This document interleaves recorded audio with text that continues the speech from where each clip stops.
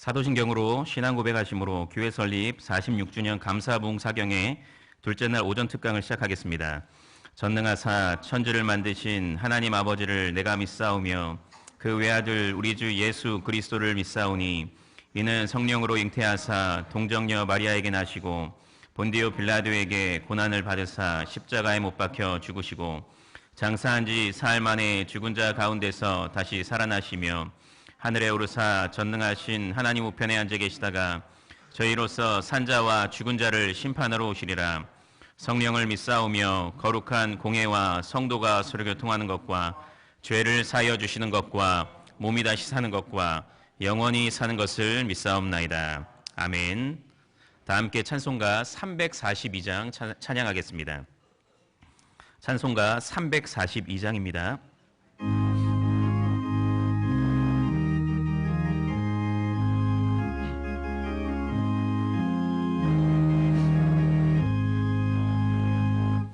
너 시험을 당해 죄 짓지 말고 너 용기를 다해 곧 물리치라.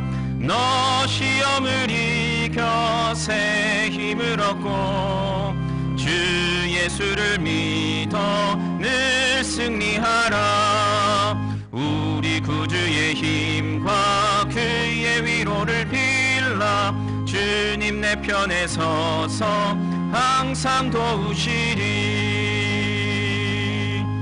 내 친구를 삼가 잘 선택하고 너 언행을 삼가 늘 조심하라. 너 열심을 다해 늘 충성하고 온 정성을 다해 주 봉사하라. 우리 구주의 힘과 그의 위로를 주님 내 편에 서서 항상 도우시리. 잘 이기는 자는 상 받으리니 너 낙심치 말고 늘 전진하라. 내 구세주 예수 힘 주시리니 주 예수를 믿어 늘 승리하라. 우리 구주의 힘과 그의 위로를 빌라. 주님 내 편에 서서 항상 도우시리. 홍승태 장로님 기도해 주시겠습니다.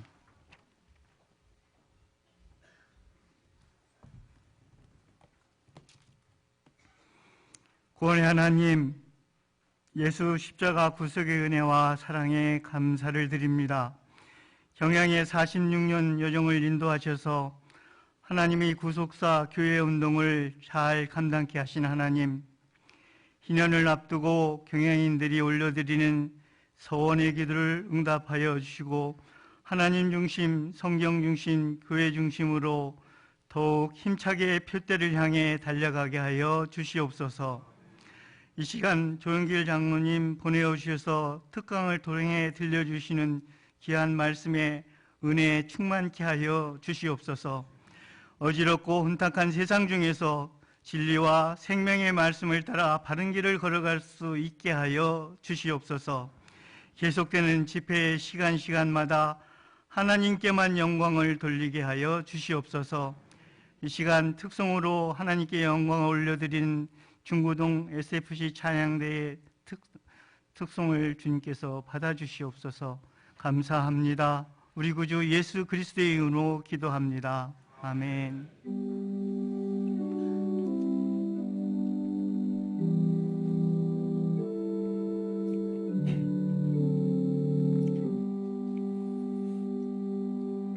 특송 시간입니다. 비셜 중창단 나와서 특송하신 후에 에베네셀 중창단 나와서 특송하겠습니다. 큰 박수로 격려해 주시길 바랍니다.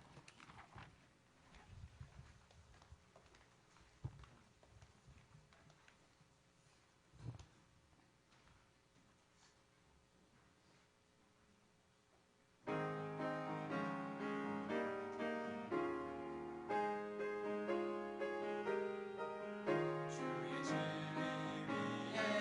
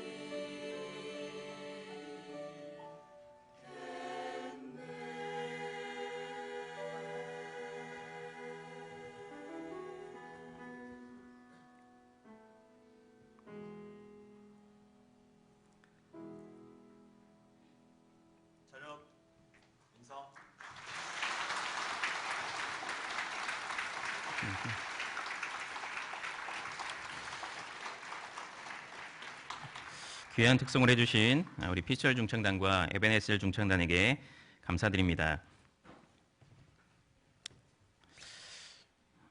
경양교회를 위해 은혜로운 성회를 허락하시고 둘째 날 특강으로 모이게 하심에 감사합니다. 석기현 담임 목사님께서 드리셨고 성령과 말씀으로 점점 흥왕해가는 교회가 되게 하옵소서. 우리 성일교회를 담당하시는 우리 서상일 목사님께서 드리셨고 존귀하신 주님 모든 영광을 받으시고 부흥회를 축복하시어 성령 충만, 은혜 충만하게 하옵소서. 김진호 장로님께서 드리셨습니다.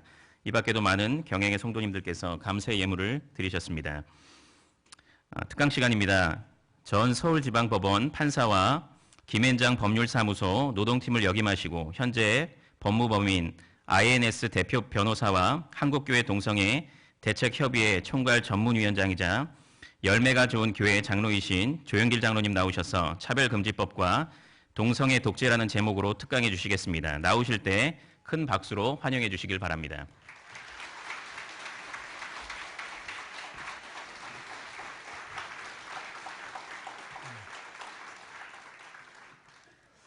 네, 성경 말씀 한번 잠깐 읽고 기도하고 강의 시작하도록 하겠습니다. 로마서 1장 26절에서 7절과 32절 세 계절을 한번 같이 찾으셨으면 같이 한번 읽겠습니다. 로마서 1장 26절, 27절, 32절입니다.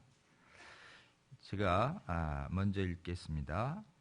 이 때문에 하나님께서 그들을 부끄러운 욕심에 내버려 두셨으니 곧 그들이 여자들도 순리대로 쓸 것을 바꾸어 영리로 쓰며 그와 같이 남자들도 순리대로 여자 쓰기를 버리고 서로를 향하여 음욕이 부릴 듯하며 남자와 남자가 더불어 부끄러운 일을 행하여 그들의 그릇 때문에 상당한 보응을 그들 자신이 받았느니라. 32절을 또 다 같이 읽어보겠습니다.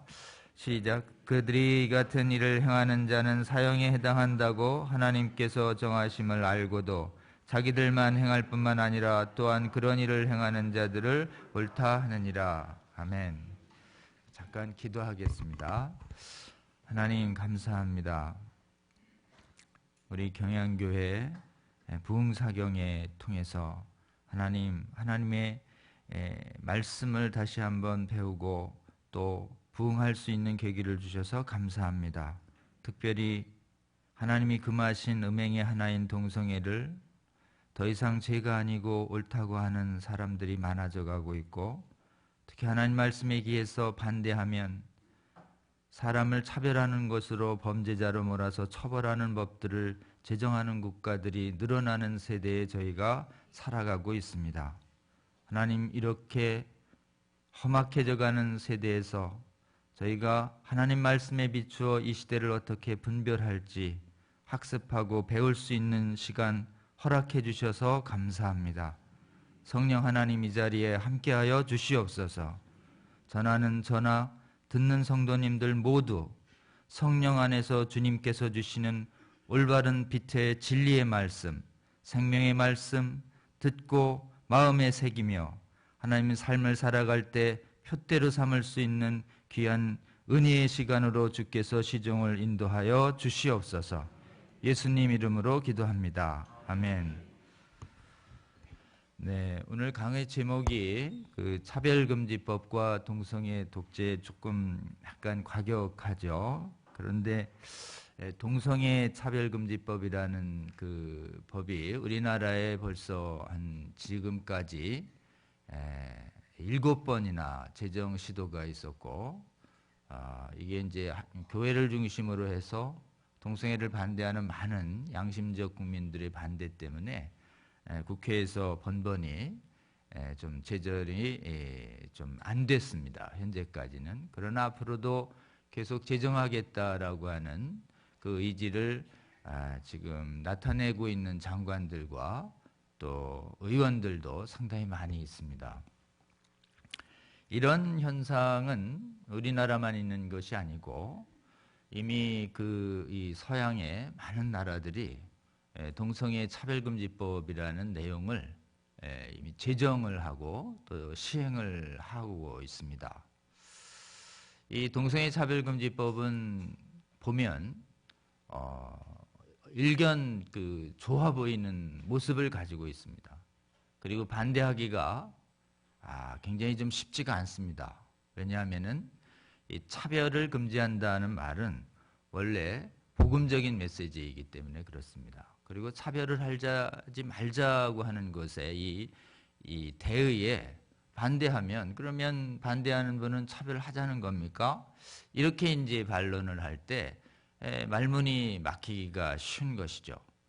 그래서 참 곤혹스럽습니다. 이 법이 일견 볼 때, 첫눈에 딱 볼 때, 그리고 겉으로 볼 때는 굉장히 무해해 보이고 선해 보이고 좋은 법이기 때문에 그렇습니다. 그런데 실상을 들어가 보면 이것은 굉장히 무서운 법입니다. 왜냐하면 동성애를 반대하는 행위를 못하게 하고 동성애의 지지와 수용을 강요하는 법이기 때문에 그렇습니다. 그래서 실제로는 뭘로 불려야 마땅하냐면 독재법으로 불려야 마땅합니다. 그래서 강의 제목이 차별금지법이라고 돼 있지만 실제는 동성애 독재법이다라는 것을 많은 사람들이 잘 몰라요. 그래서 이제 저희가 첫 번째 좀 여러분하고 나누고 싶은 말씀은 이 강의의 제목이 의미하는 바를 제 강의를 들으신 뒤에 꼭 잊지 않으셨으면 좋겠다 싶어서 강의의 제목을 차별금지법과 동성애 독재 이렇게 했습니다. 저는 개인적으로 우리나라에서 이제 동성혼, 동성결혼을 합법화해달라는 그 소송이 4년 전에 제기됐다가 3년 전에 첫 기일을 열고 2년 전에 선고된 사건이 있었습니다. 김조광수라고 하는 유명한 영화 감독이 동성 결혼식을 올리고 관할 서대문구청에 혼인신고를 했었습니다. 서대문구청에서 대한민국 처음으로 들어온 동성 커플의 혼인신고에 대해서 당연히 거절을 합니다. 민법에는 부부가 혼인신고하게 되어 있는데 이 민법의 부부는 한글 우리나라 발음으로는 똑같지만 한자가 하나는 남자를 뜻하는 지아비, 하나는 여자를 뜻하는 지엄이 부로 되어 있습니다. 그래서 성이 달라야 돼요. 남성과 여성 사이의 결혼만 우리나라 민법은 허용하기 때문에 남자 둘은 혼인이 안 됩니다. 이래서 당연히 거절을 했죠. 그랬더니 서대문 구청장을 상대로 혼인신고 수리, 거절 처분을 취소하라 이런 소송을 서부지방법원에 냅니다. 이게 이제 언론에 알려진 동성결혼 합법화 소송입니다. 이 소송은 제기된 후에 1년 동안 묵혔다가 3년 전에 갑자기 6월쯤에 첫 기일을 여는데 그 첫 기일을 열기 한 이틀 3일 전에 갑자기 동성애 반대 운동 하시던 이 교회 운동 쪽에서 이렇게 연락이 와서 대리인으로 좀 참석을 해달라. 이래서 저도 재판 3일 앞두고 갑자기 좀 불려 나갔습니다. 기록 보고. 그래서 이제 저쪽은 벌써 한 50여 명의 변호인단이 아주 오래도록 좀 준비를 좀 하고 있었고, 이쪽은 저희 법인에서 나간 3명 빼고는 다 또 새로운 분 한 2명하고 원래 그 서대문구청 고문 변호사님하고 거의 뭐 준비 안 된 팀이 갔어요.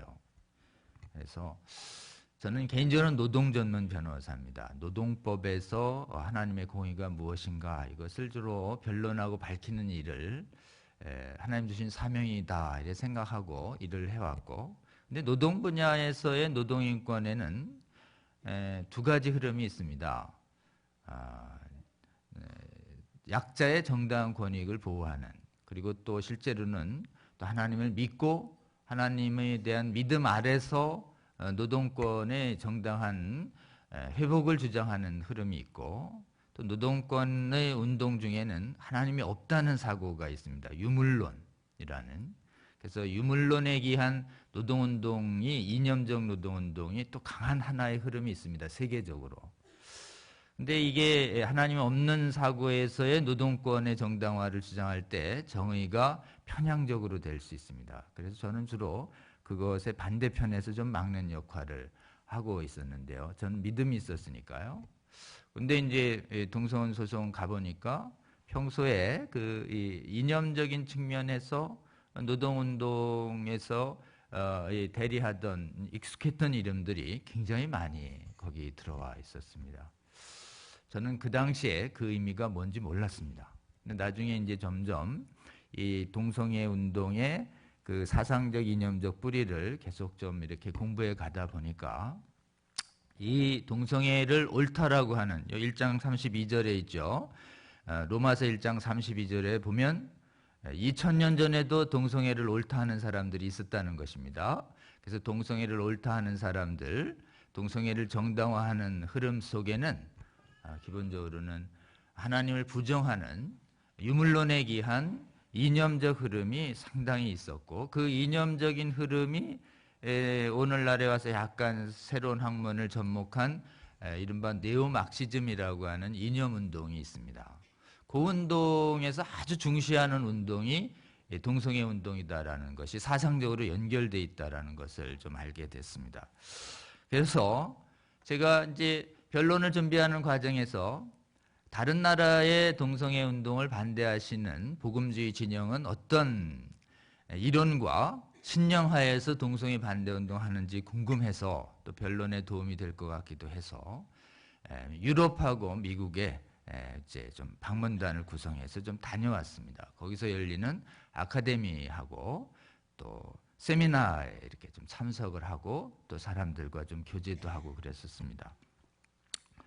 저는 동성애를 동성애 정당화 이론이 굉장히 정교하고 인간의 눈으로 귀로 볼 때는 굉장히 설득력 있는 굉장히 좀 옳게 보이는 그런 주장들을 함유하고 있기 때문에 이거를 이기려면 이거에 상응하는 굉장히 정교한 논리와 학문의 깊이가 필요하겠다. 그래서 그쪽엔 뭔가 좀 더 축적된 게 있겠지라고 기대를 했는데 의외로 동성애 반대 운동에서 하시는 분들이 그 나라에는 이미 이제 이 동성애 차별금지법이 제정돼서 동성애 반대하면 여러 가지로 제재를 받고 범죄자를 몰리는 위험한 상황이었습니다.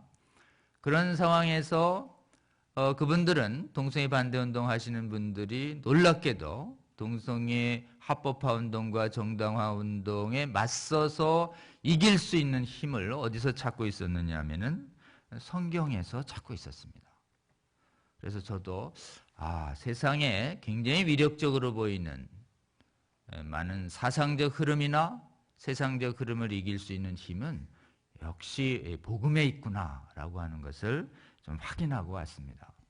그래서 이제 한국에 돌아오면서는 우리 한국교회 동성애 반대 운동을 성공적으로 하기 위해서는 교회를 중심으로 한 올바른 진리와 지식을 무장시키는 운동이 필요하다라고 생각을 해서 그동안 동성애 반대 운동을 막 하나님 세우셔서 하시던 많은 강사님들이 모여서 교회의 지도자분들을 좀 올바른 지식으로 무장시키는 동성애 대체 아카데미 활동을 3년 전에 좀 시작을 했던 적이 있습니다. 제가 이 말씀 드리고자 하는 이유는 오늘 좀 세계적으로 동성애를 정당화하고 또 동성애를 반대하면 처벌하는 악법들이 제정되고 있습니다. 그리고 이 법은 실제로는 아까 말씀드린 것처럼 독재적 성격을 가지고 있습니다. 그리고 이 부분에 대해서 대처하는 올바른 길은 성경의 복음에 있다라고 하는 요 결론적인 말씀을 오늘 제가 먼저 드리고자 합니다. 그리고 제가 여러분께 드리는 이 말씀은 제 독자적인 것이 아니라 우리 동성애 반대 운동을 하는 전 세계 복음주의 진영 안에서 교회 안에서 공유하는 하나님의 진리의 말씀이다라고 하는 관점을 가지고 들어주시면 좋겠습니다. 처음에 드리고 싶은 말씀은 실체는 전 세계에 지금 동성애 독재론이 확산돼 가고 있는 이때 동성애 독재의 도구가 뭐냐면 차별금지법이에요. 차별금지법은 이름은 이렇게 되어 있습니다. 성적 지향을 이루한 차별을 금지한다. 성적 지향을 이유로 한 차별을 금지한다. 요 표현으로 돼 있어요. 이 요 표현은 세계 공통 표현입니다. 영어로 표현하면 이렇게 돼 있습니다. Anti-discrimination based on sexual orientation. 요 표현이 다 들어가 있는 것이에요. 어렵지 않습니다. 그냥 요 표현이. 근데 이 표현만으로 보면 무슨 말인지 잘 몰라요. 뭐 차별금지라는 말은 이해되는데 성적 지향이라는 건 뭐냐? 이런 게 이제 많은 사람들이 일반적으로 갖는 오해죠. 갖는 의문입니다. 근데 이때 이 차별을 금지한다는 원래 이 차별을 금지한다는 원래 의미가 무엇인지에 대해서 성경 말씀을 기초로 우리가 이해해 볼 필요가 있습니다. 차별을 금지한다는 말은 복음에서 등장합니다. 특별히 이 같은 로마서에 있습니다. 로마서의 3장 21절과 22절을 보면은 3장 21절, 22절 보면 이렇게 되어 있습니다. 제가 읽겠습니다. 이제는 율법 외에 하나님의 한 의가 나타났으니 율법과 선지자들에게서 증거를 받은 것이라. 곧 예수 그리스도를 믿음으로 말미암아 모든 믿는 자에게 미치는 하나님의 의니 차별이 없느니라.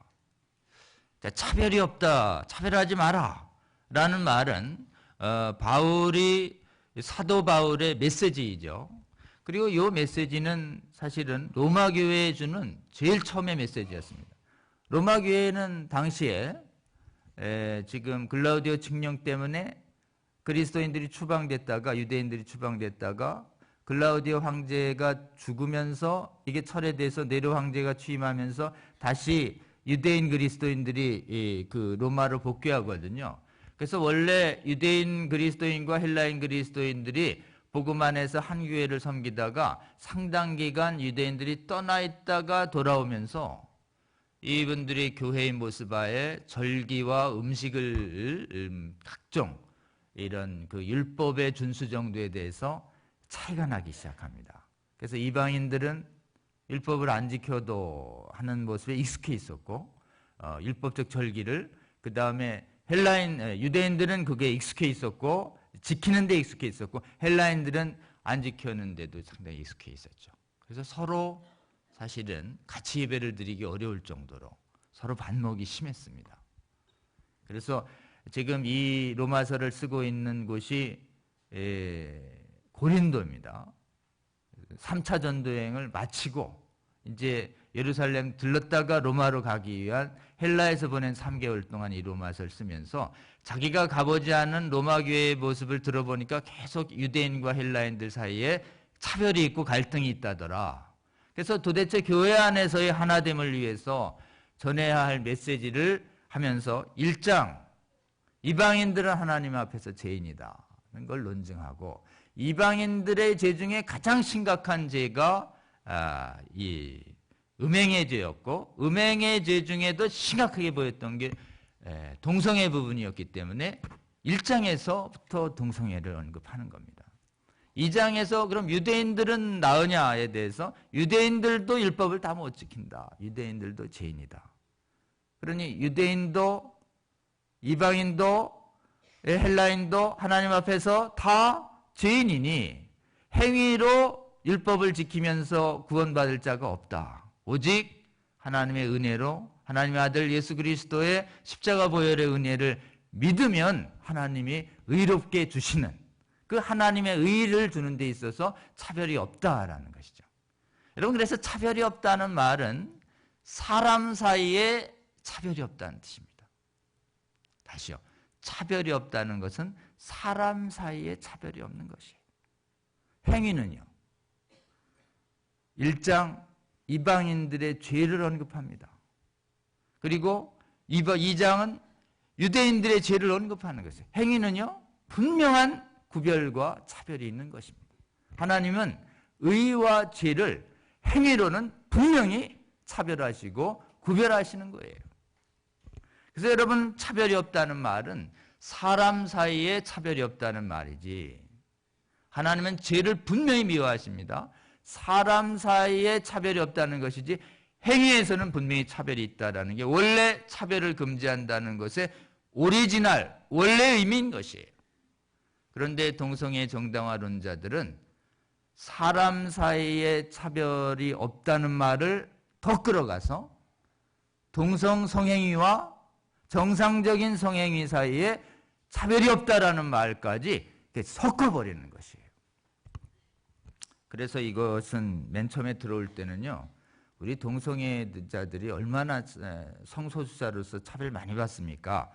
보호하고 이들을 끌어안아야 합니다. 그리고 이들에 대한 부당한 차별을 없애기 위해서 이 법이 필요합니다. 이런 모습으로 들어와요. 근데 실제로는 도입하고 나서 동성애자 차별을 보호하는 데 쓰는 것이 아니라 동성애 반대자들을 억압하는 데 씁니다. 다시요. 동성애자 보호하는 데 쓰는 게 아니라 동성애 반대자를 억압하고 처벌하는 데 쓰는 것이에요.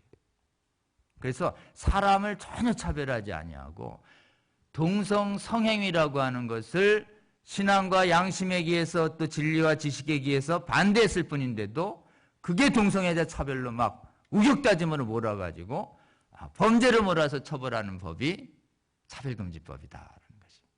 여러분, 그래서 원래 차별을 금지한다는 건 맞지만 동성애를 반대하는 것을 동성애자 차별로 몰아서 처벌하는 법은 반대한다. 이렇게 풀었어야 돼요. 이게 좀 어렵죠? 자, 어려우니까 이걸 뭐라고 불러야 되냐면 동성애 차별금지법이에요.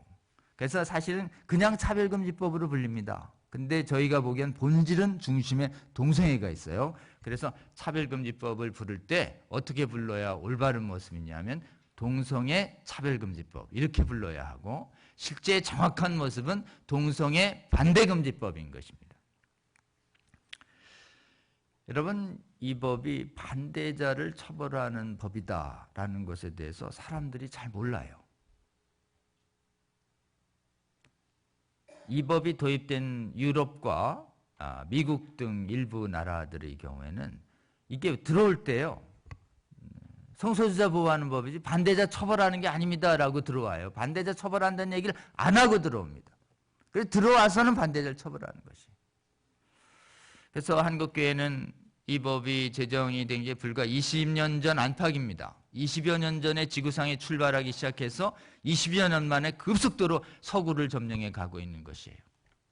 특히 곤혹스러운 것은 우리에게 복음을 전해준 복음 선진국인 유럽과 미국에서 이러한 법들이 도입이 앞장서고 있다는 것입니다. 그래서 많은 경우에 우리는 미국과 유럽의 교회들은 우리가 신앙적으로도 오래됐기 때문에 믿고 배우면 안심하고 올바른 신앙을 할 수 있을 거라고 생각을 했죠.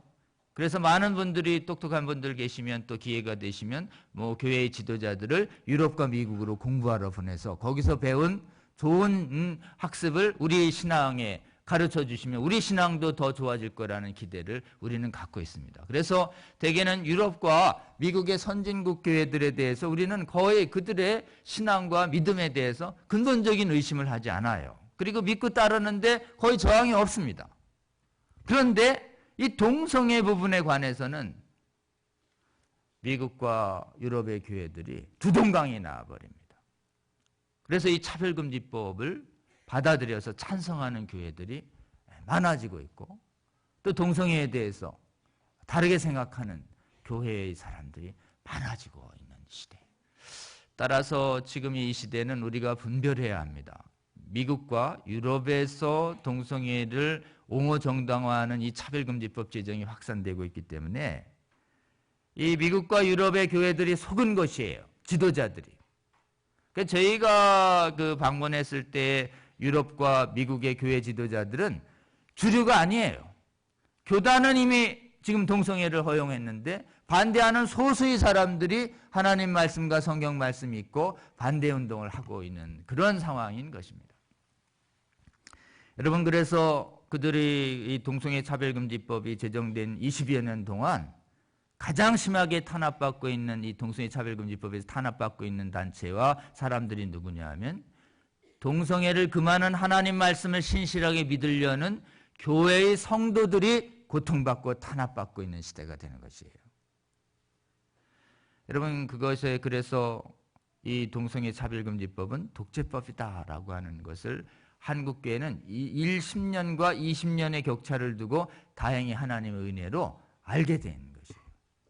이걸 알려면 제가 보기에는 이걸 알고도 동성애 차별금지법을 지지하기가 쉽지가 않아요. 몰라서 그렇지. 그래서 여러분 1번 알아야 될 것은 동성애 차별금지법은 복음의 선진국들인 유럽과 미국이 그것을 옳다고 속아서 믿고 받아들였지만 실제로 믿고 받아들인 국가에서 시행되는 거 봤더니 동성애 반대자들을 처벌하는 데 사용되고 있다라고 하는 이 실상을 분명히 알아야 합니다.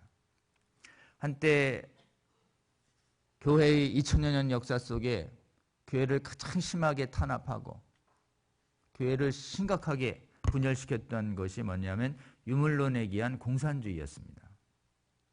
그래서 공산주의 국가가 지구상의 3분의 1이 됐던 적이 있었죠. 공산국가가 세워진 데마다 교회 성직자들이 다 교회가 문을 닫고 탄압받고 죽임을 당하거나 강제 수용당하거나 이랬죠. 70여 년 만에 소련이 좀 무너져서 돌아왔지만 그래도 이 공산주의 혁명이 시작할 때요. 다 공산주의가 되면 모든 사람들 차별 없이 평등하게 잘 먹고 잘 살 수 있어요. 이렇게 얘기하지. 공산주의 반대하면 다 반동으로 몰아서 숙청하거나 강제 수용소에 집어넣을 겁니다. 이렇게 얘기하고 들어오지 않거든요. 이 공산주의가. 그래서 사람들이 많이 속은 것이에요. 공산주의에. 여전히 아직도 속고 있는 사람들이 교회 안팎에 있지만 그래도 교회는 이 유물론에 의한 공산주의를 이겨낼 수 있는 항체가 많이 생겼습니다. 근데 또 다른 혁명 이론이 교회를 미혹시키고 있는데 이 미혹시키는 혁명 이론이 뭐냐면 성혁명 이론이에요. 사회주의 혁명이 아니라 성혁명을 하겠다는 것이에요. 이 성혁명을 하겠다는 것이 이 사회주의 혁명이 올드 막시즘, 성혁명을 하겠다는 것이 네오 막시즘인 것이에요. 성혁명이라고 하는 것을 통해서 모든 음행적 성행위를 옳다하겠다라고 하는. 그러니까 이 법이 시행된 나라는 성소수자를 보호하려고요. 성적 자유를 주려고요. 이렇게 하는 것이지 이거에 반대하면 다 법으로 만들어서 범죄자로 만들어 처벌하겠다라는 실체를 밝히고 들어오지 않습니다. 밝히고 들어왔다면 반대할 가능성이 있죠. 여러분 그래서 1번이요. 동성애 차별금지법은 반대자를 처벌하는 법이다라는 것을 분명히 인식하시면 좋습니다. 그래서 많은 교회 분들이 이렇게 이걸 알리니까 많은 교회가 한국 교회는 하나로 반대를 했고 교회 바깥에서도 반대가 일어나기 시작했죠. 한 달 전쯤에 제가 KBS 토론 나갔을 때도 계속 주장한 게 뭐냐면 왜 반대의 자유를 막습니까? 반대할 자유를 줘야 국민들이 옳고 찬성하고 반대하는 양쪽 얘기를 듣고 올바른 분별력을 발휘하지 않겠습니까?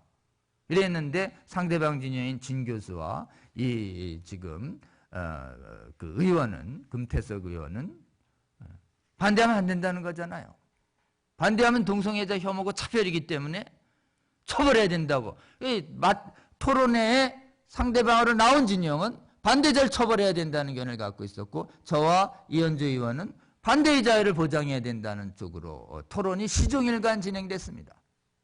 그래서 과학적 증거를 들이대도 그러게 돼도 그런 얘기 자체가 동성애자에 대한 차별이라 하면 안 된다고 막 이렇게 얘기를 했죠. 반대의 자유를 막아야 된다는 입장과 반대의 자유를 보장해야 된다는 입장이 딱 격론을 해서 KBS에서 큰 심야 토론이 붙었는데 댓글이 상황이 나왔습니다. 원래 차별금지법은 성소수자 보호하는 법인 줄 알았는데 반대자를 처벌하는 법인 줄이라면 나는 동의할 수 없다. 그래서 거의 사실은 동성애 반대자 처벌을 반대하는 그래서 차별금지법을 반대하는 여론이 댓글의 90%가 거의 압도적으로 그런 법이라면 반대하겠다 이렇게 나온 것이에요. 여러분 그래서 차별금지법에 대한 1번은 이게 독재법이다라는 것을 분명히 인식하는 것입니다. 여러분 이것을 그대로 두면요. 동성애를 금하는 하나님의 말씀입니다. 동성애를 금하는 음행을 하지 마라. 이것도 하나님의 말씀이에요.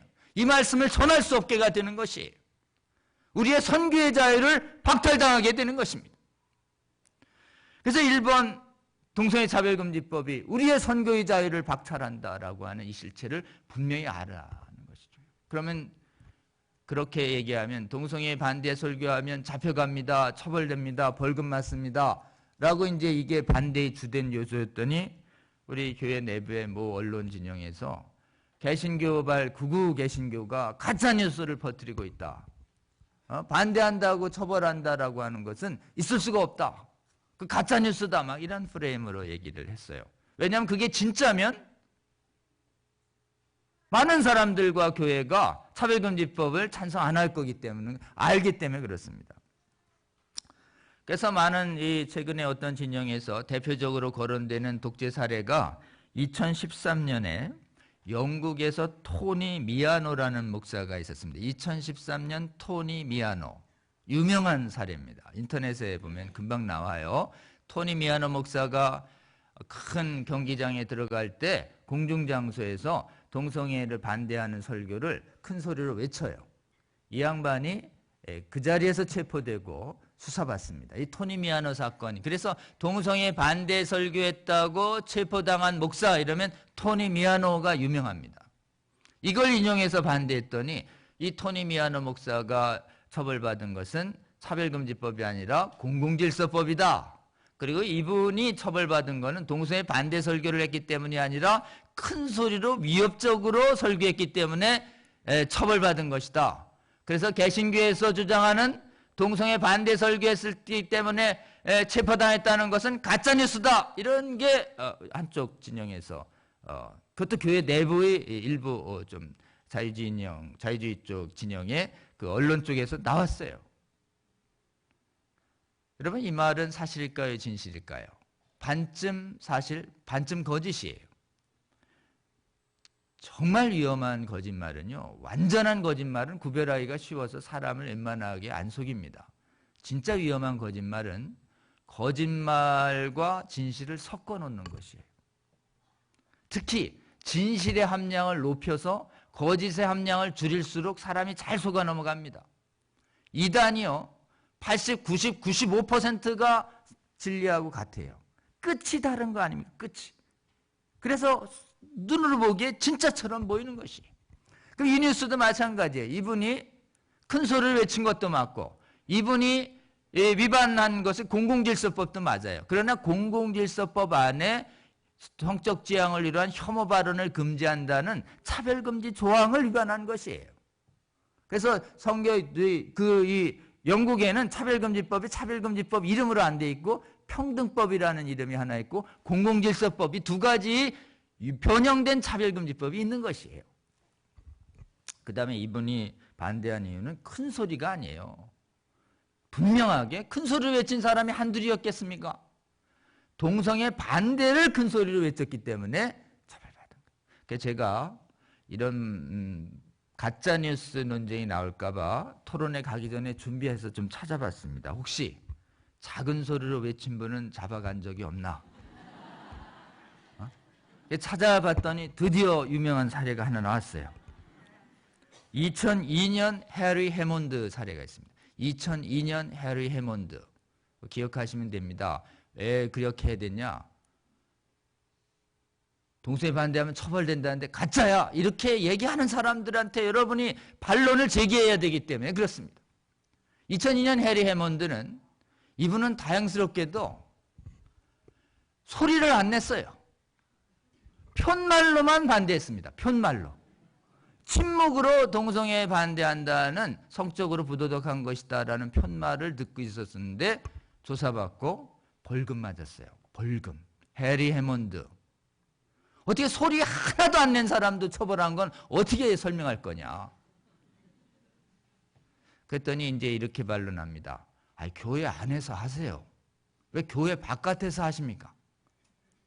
교회 안에서 하면 누가 잡아가요? 이러면서 교회 안에서는 괜찮고 교회 바깥에서만 문제 삼는 것처럼 해서 그래서 제가 또 찾아봤어요. 교회 안에서 설교하시다가 곤혹당하신 분이 있는가? 유명한 사례입니다. 2003년 스웨덴 아케 그린 쳐보세요. 아케 그린.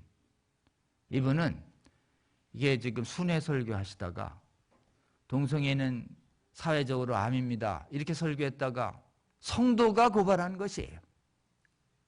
그래가지고 이분은 1심에서 유죄받아요. 1개월 유죄.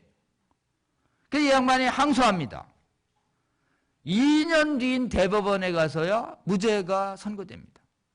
근데 무죄가 선고되는 그동안 스웨덴에서 계속 동성애 정당화 단체의 교회 안팎에서 시달리다 보니까 이분이 앞으로는 그런 설교 좀 안 하겠습니다. 이렇게 굴복해버려요. 얼마나 시달렸으면. 자, 교회 안에서 설교해도 차별금지법 적용해서 목사도 유죄 판결을 내리는 법으로 악용하는 법이 차별금지법이다. 꼭 기억하세요. 사례를 얘기하면 그럴 리가 있냐고 그래요, 사람들이. 그럴 리가 있는 일들이 현실적으로 엄청 발생합니다.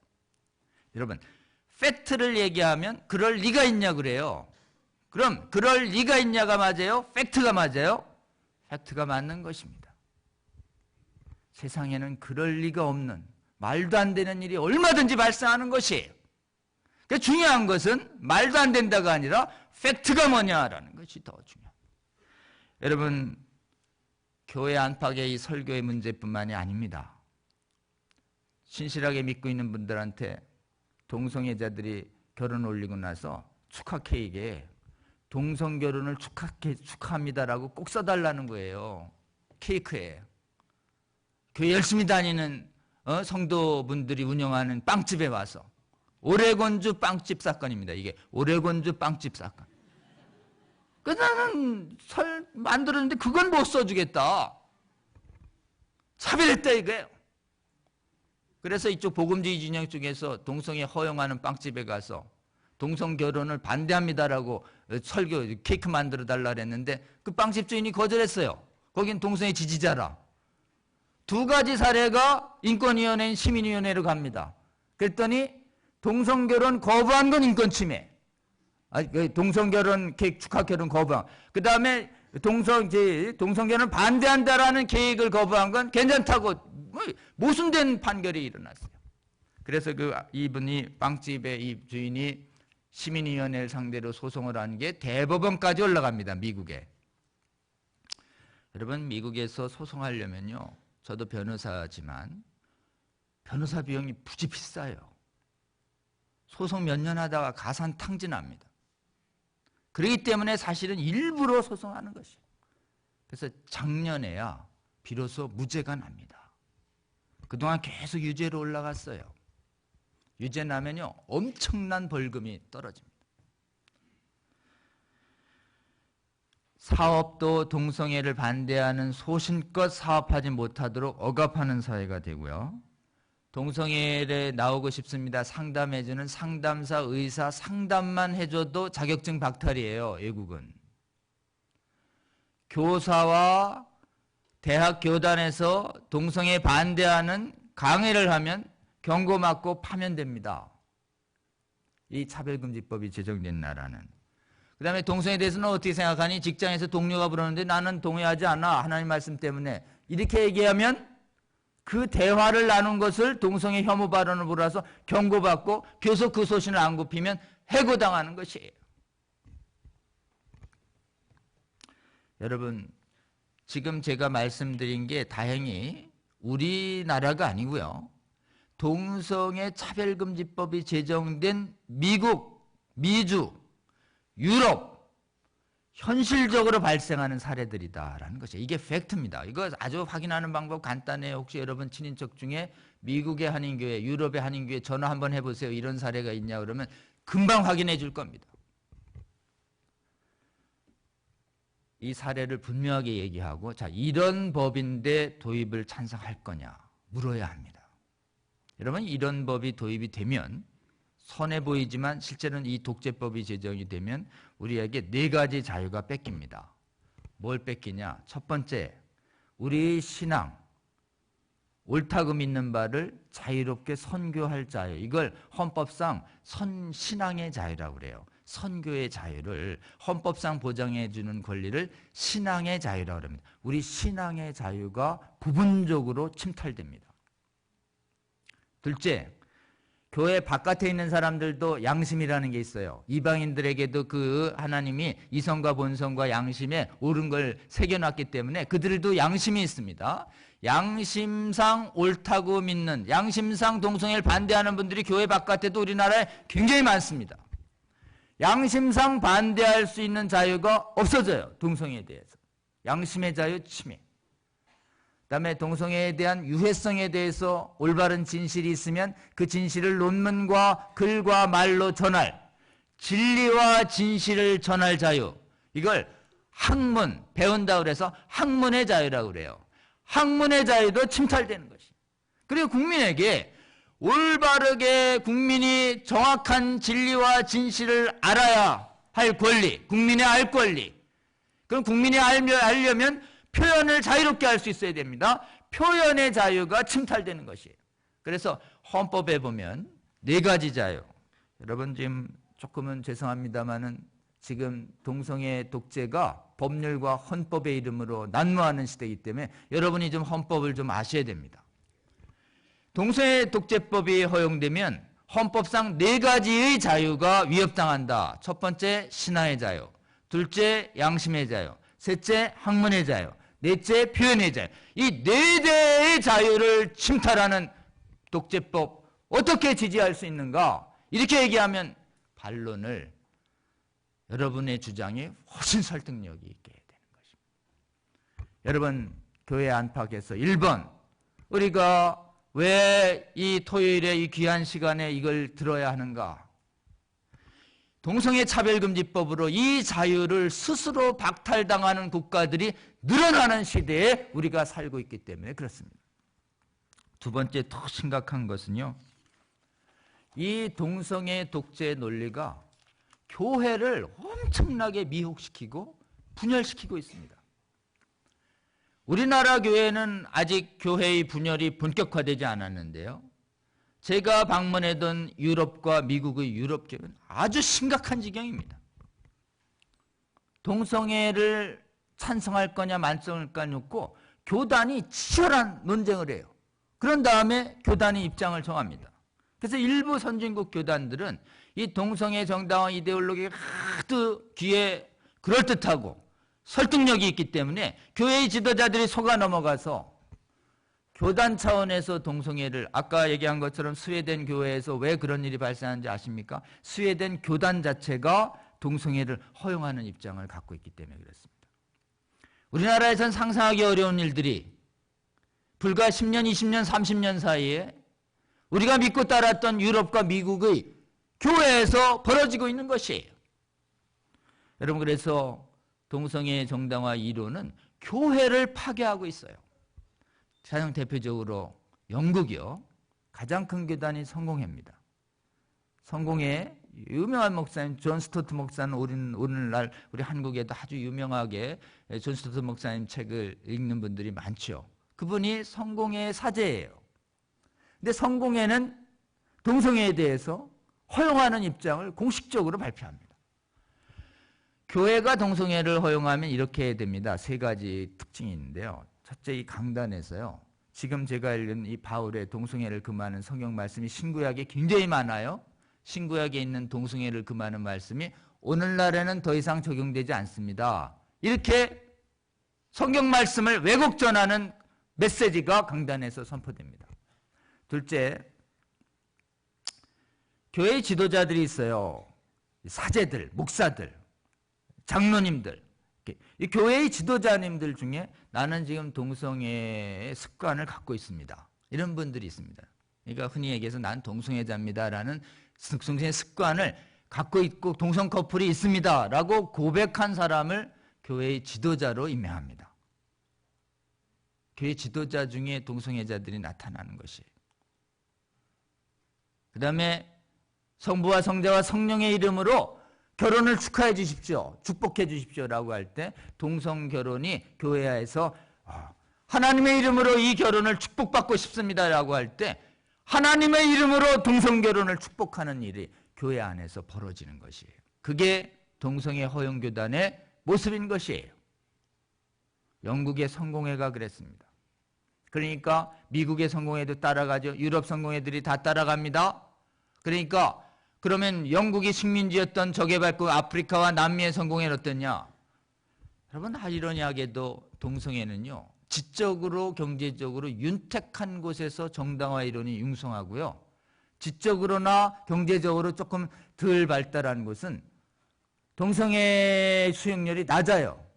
그러니까 그 나라의 아프리카나 제3제국의 성공회 교단은 아무리 영국의 성공회가 그래도 우리는 못 따라가겠다 그래서 교단이 쪼개지는 것이. 그리고 성공회 안에도 영국에 있는 성공회 교도들 중에서도 저희를 부른 아카데미를 연 지금 안드레 윌리엄스 같은 목사님, 변호사들이나 따르는 목사님들은 동성애를 허용하는 성공회 교단의 방침을 따르지 않고 나와서 새로운 교회를 만들어서 별도로 예배를 드리고 있는 것입니다. 그러니까 영국이 쪼개졌고 지역적으로 성공회가 세계적으로 쪼개져 있습니다. 똑같은 문제가 독일의 대표적인 개신교단인 루터교에서도 발생합니다. 스웨덴 교회는 이게 루터교 지역이에요. 루터교도 동성애를 수용합니다. 유럽은.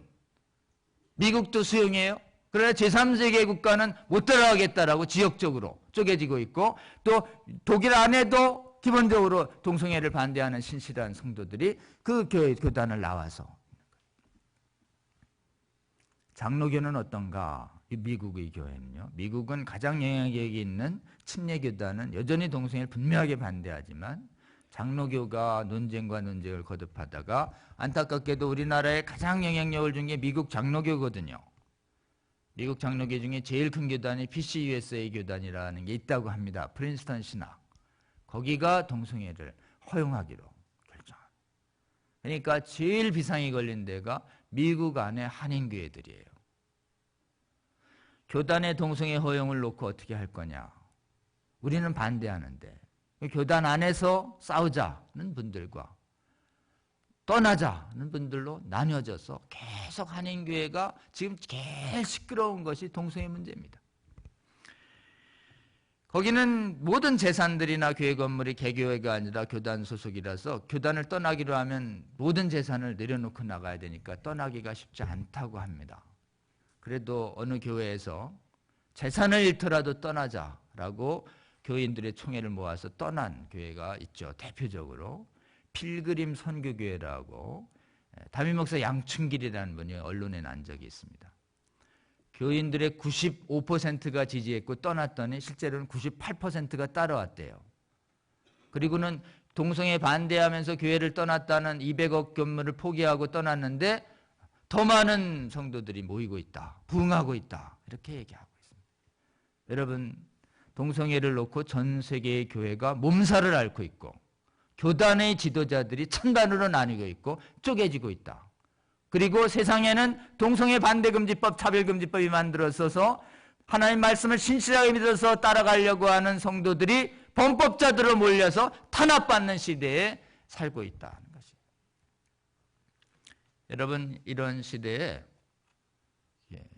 정말 중요한 것은 뭐냐면 교회가 이렇게 분열되고 동성애를 하나님이 금하신 음행을 옳다라고 선포하는 왜곡된 메시지가 전파되면서 교회는 어떻게 됐을까요? 동성애를 품는 교회가 됐으니 예배 인원과 참여 인원과 활동이 더 활발해져야 되잖아요. 근데 역설적으로 전혀 그렇지 않습니다. 거룩의 능력이 떠난 그 교회에 예배 인원들이 격감하기 시작합니다. 교회가 텅텅 비어간다는 것이. 여러분, 그래서 우리가 한국에 미국과 유럽 갔을 때 그 나라의 교회 지도자들이 자기들이 이렇게 차별금지법 지정을 못 막고 교회의 심각한 분열을 때문에 고통받고 있는 것을 지금 한국교회가 이런 교회의 잘못된 길을 밟지 않았으면 좋겠다라고 간곡히 좀 호소하시면서 자기들은 잘못이 어디 있냐. 돌아보니 동성애 문제를 놓고 교회가 찬반으로 쪼개졌기 때문에 차별금지법이라는 이 잘못된 법을 못 막았다. 그러니 한국은 돌아가시거든 교회가 분열되지 않도록 하는데 집중해서 사역하면 좋겠다. 이렇게 거듭거듭 당부했습니다. 여러분, 그래서 저희 방문단들이 돌아오면서 한국교회가 분열되지 않도록 돕는 일은 올바른 진리와 지식으로 교회를 무장시키는 일을 해야 되겠다. 그래서 한국교회 동성애대책협의회라고 그 9개 교단이 이렇게 하나로 동성애대책기구를 만든 통합기구가 있습니다. 다행히 아직 한국은 교단이 분열이 안 됐어요. 여러분, 그래서 기도해 주십시오. 한국의 교회들이, 교단들이 동성애를 놓고 이 복음의 기에서 하나 될 수 있도록, 연합할 수 있도록, 분열되지 않을 수 있도록 꼭 기도해 주시면 좋겠습니다.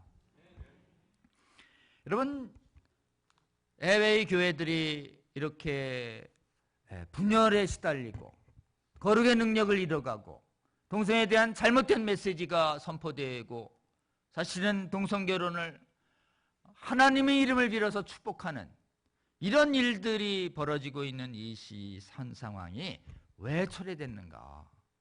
여러분, 이유는 간단합니다.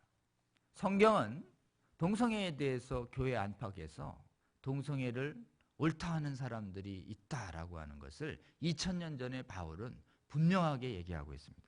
여러분, 로마서 1장 32절에 보면 이렇게 끝납니다. 1장을요. 동성애에 대해서 가장 많은 비중을 비판하면서 여러 죄 중에 32절에 이렇게 하죠. 그들이 같은 일을 행하는 자는 사형에 해당한다고 하나님께서 정하심을 알고도 자기들만 행할 뿐만 아니라 그런 일을 행하는 자들을 옳다 하느니라. 이방인들의 죄예요. 이방인들의 죄 중에 동성애가 가장 비중 있게 다룹니다. 그러면서 그거를 음행도 다루고요. 그러면서 옳다 한다는 거예요. 교회 바깥에서 동성애를 옳다 하는 사람들이 2000년 전에도 그리스 로마 시대에도 이게 지금 그렇게 많았다는 것입니다. 여러분, 이 로마서가 쓰여지는 곳은 고린도였고요. 고린도는요, 가장 큰 신전이 아프로디테 신전인 비너스 신전이었다고 그래요. 그 다음에 유명한 신전이 아폴로 신전. 둘 다 전임 사제들이 있는데 비너스 신전엔 여사제들이 1000명 있었다고 그러고 아폴로 신전에는 남자 사제들이 굉장히 많았다고 그래요. 근데 그들은 그리스 로마 시대의 사람들은 그 신전에 가서 뭐 했냐면은 예배를 드리는데 예물 갖다 드리고요.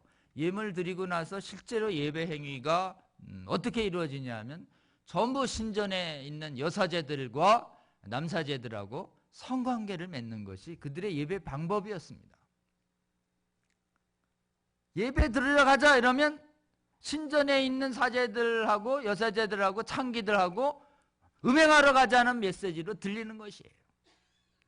그 당시에 수십만이 살았던 고린도 교회에 음행이 얼마나 융성했으면 오늘날도 고린도인 이러면 아주 난잡하, 성적으로 문란한 사람들이 대명사로 불립니다. 고린도인 이러면. 그 중에서도요, 아폴로 신전은 남자신이에요. 태양신. 남자신인 태양신에서 사제들이 남자예요. 예배드리는 방법이 동성애였던 것입니다. 그리고 그리스 로마 시대에 가장 존경받던 사람들, 학식 있고 존경받던 사람들이 철학자들이에요. 여러분, 철학자들이 가장 높이, 철학자들이 동성애에 대해서 어떻게 생각하고 있냐를 아주 적나라하게 쓰고 있는 책이 누구냐면 플라톤이라고 하는 유명한 철학자가 쓴 향연이라는 책이 있어요. 심포지움이라는 책이 있습니다. 이 심포지움이라는 책은 에로스 신에 대해서 논해보자 이러면서 한지 식사하고 술 한잔 먹고 전부 에로스 신에 대해서 각자 한마디씩 하는 걸 플라톤이 다 기재한 것이에요.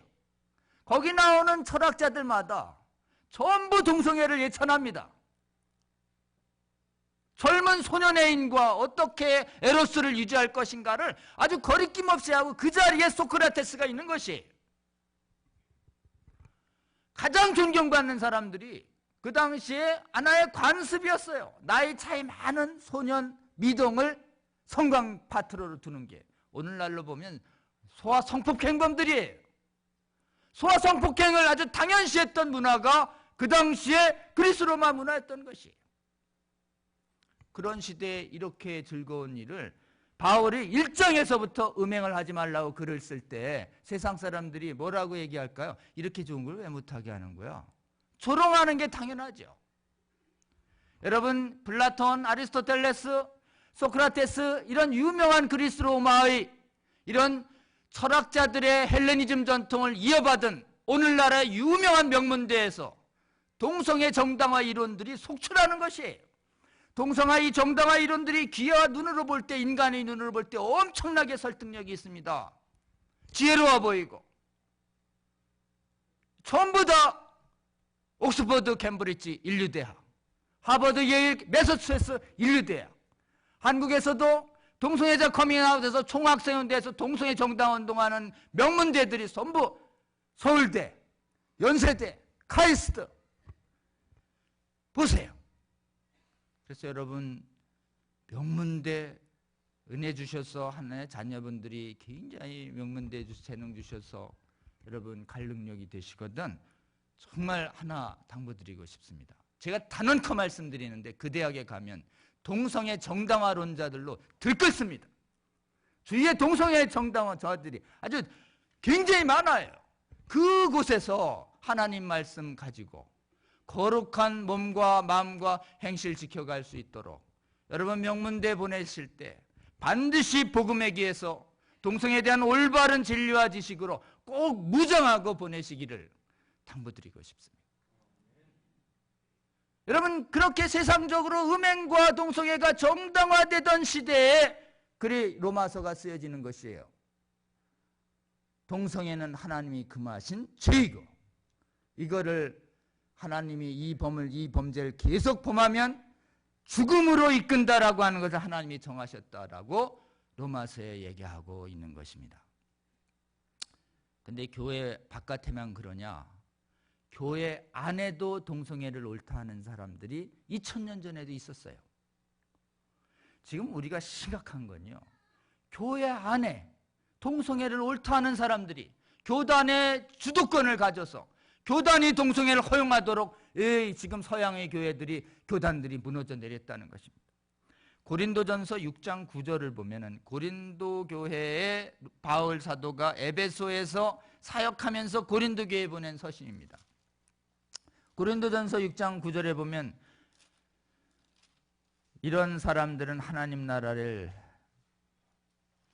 유업으로 받지 못할 줄을 너희들이 알지 못하느냐라는 말이 나옵니다. 고린도전서 6장 9절을 제가 찾고 한번 먼저 읽겠습니다. 불의한 자가 하나님의 나라를 유업으로 받지 못할 줄 알지 못하느냐? 미혹받지 말라. 음행하는 자, 우상 숭배하는 자, 간음하는 자, 탐색하는 자, 남색하는 자나. 탐색, 남색 요 말이 있습니다. 탐색, 남색 요 말은 제 동성애 반대 운동할 때 고려신대에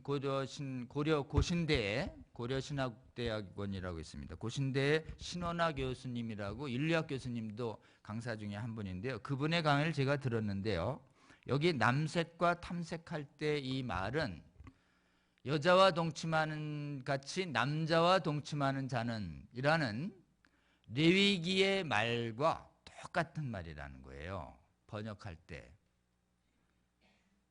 레위기가 번역된 언어하고 요 말하고 똑같다는 것입니다. 그래서 많은 분들이 이렇게 얘기해요.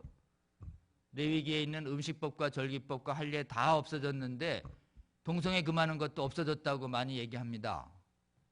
구약의 율법이 없어지듯이 동성애도 없어졌다 이렇게 얘기하는데 바울은 얘기합니다. 남색하는 자나 탐색할 때 이때 이 말은 레위기의 용어를 똑같이 쓰고 그 다음에 예루살렘 공회의에서 이방인들에게 하지 말라고 한 게 있어요. 그것은 음행을 하지 마라.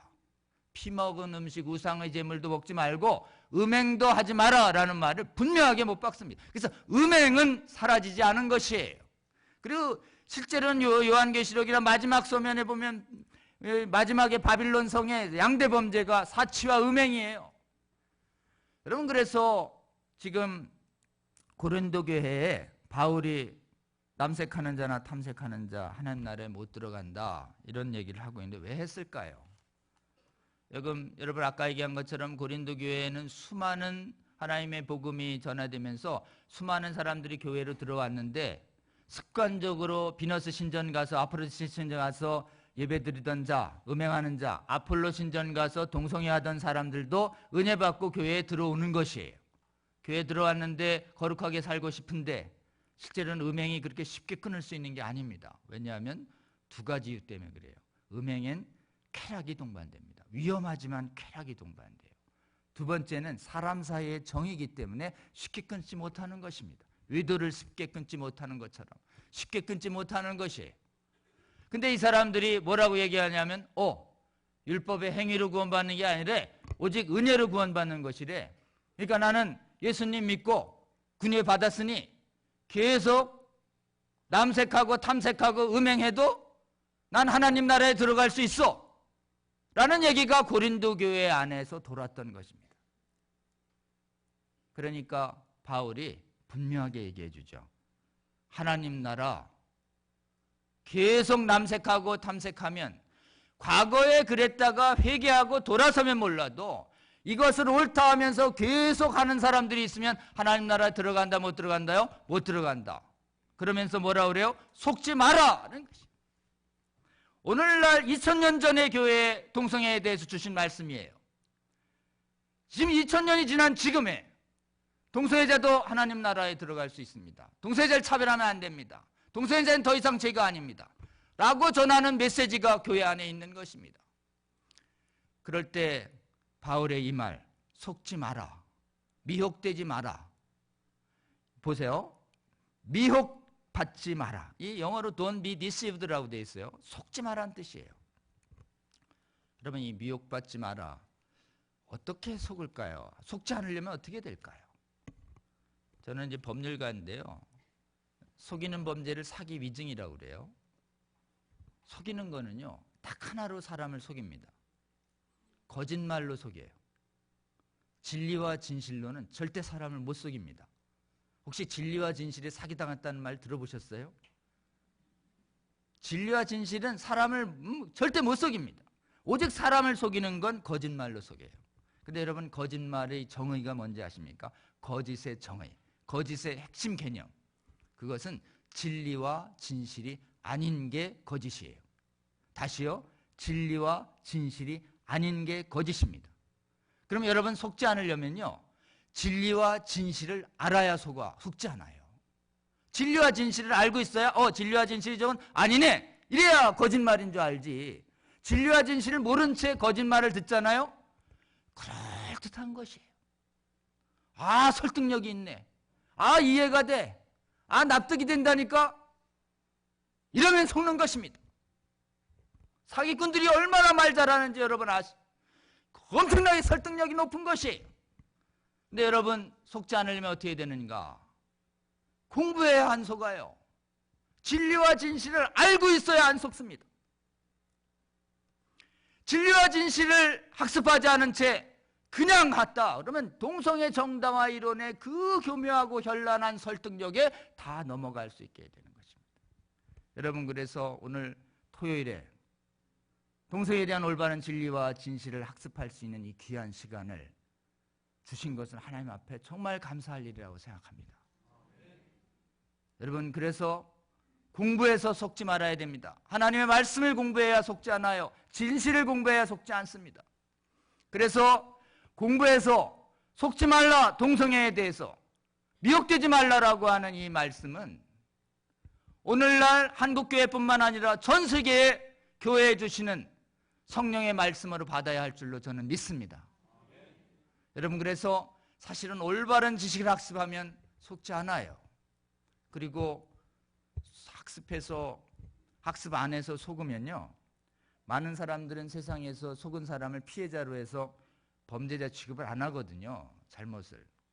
근데 하나님 앞에서 공부 안 해서 속으면요, 믿음이 약해서 속으면요, 제가 공부해 봤더니 창세기에 뱀의 말과 따먹으면 안 죽어, 따먹으면 죽는다, 하나님의 말씀 중에서 자기가 믿고 싶은 게 따먹고 싶어가지고 뱀의 말이어서 뱀의 말을 믿고 따먹은 것이에요. 그래서 그 아담과 이브를 속았다라고 얘기합니다. 여러분, 속은 아담과 이브가 죄인이었나요? 안 죄인이었나요?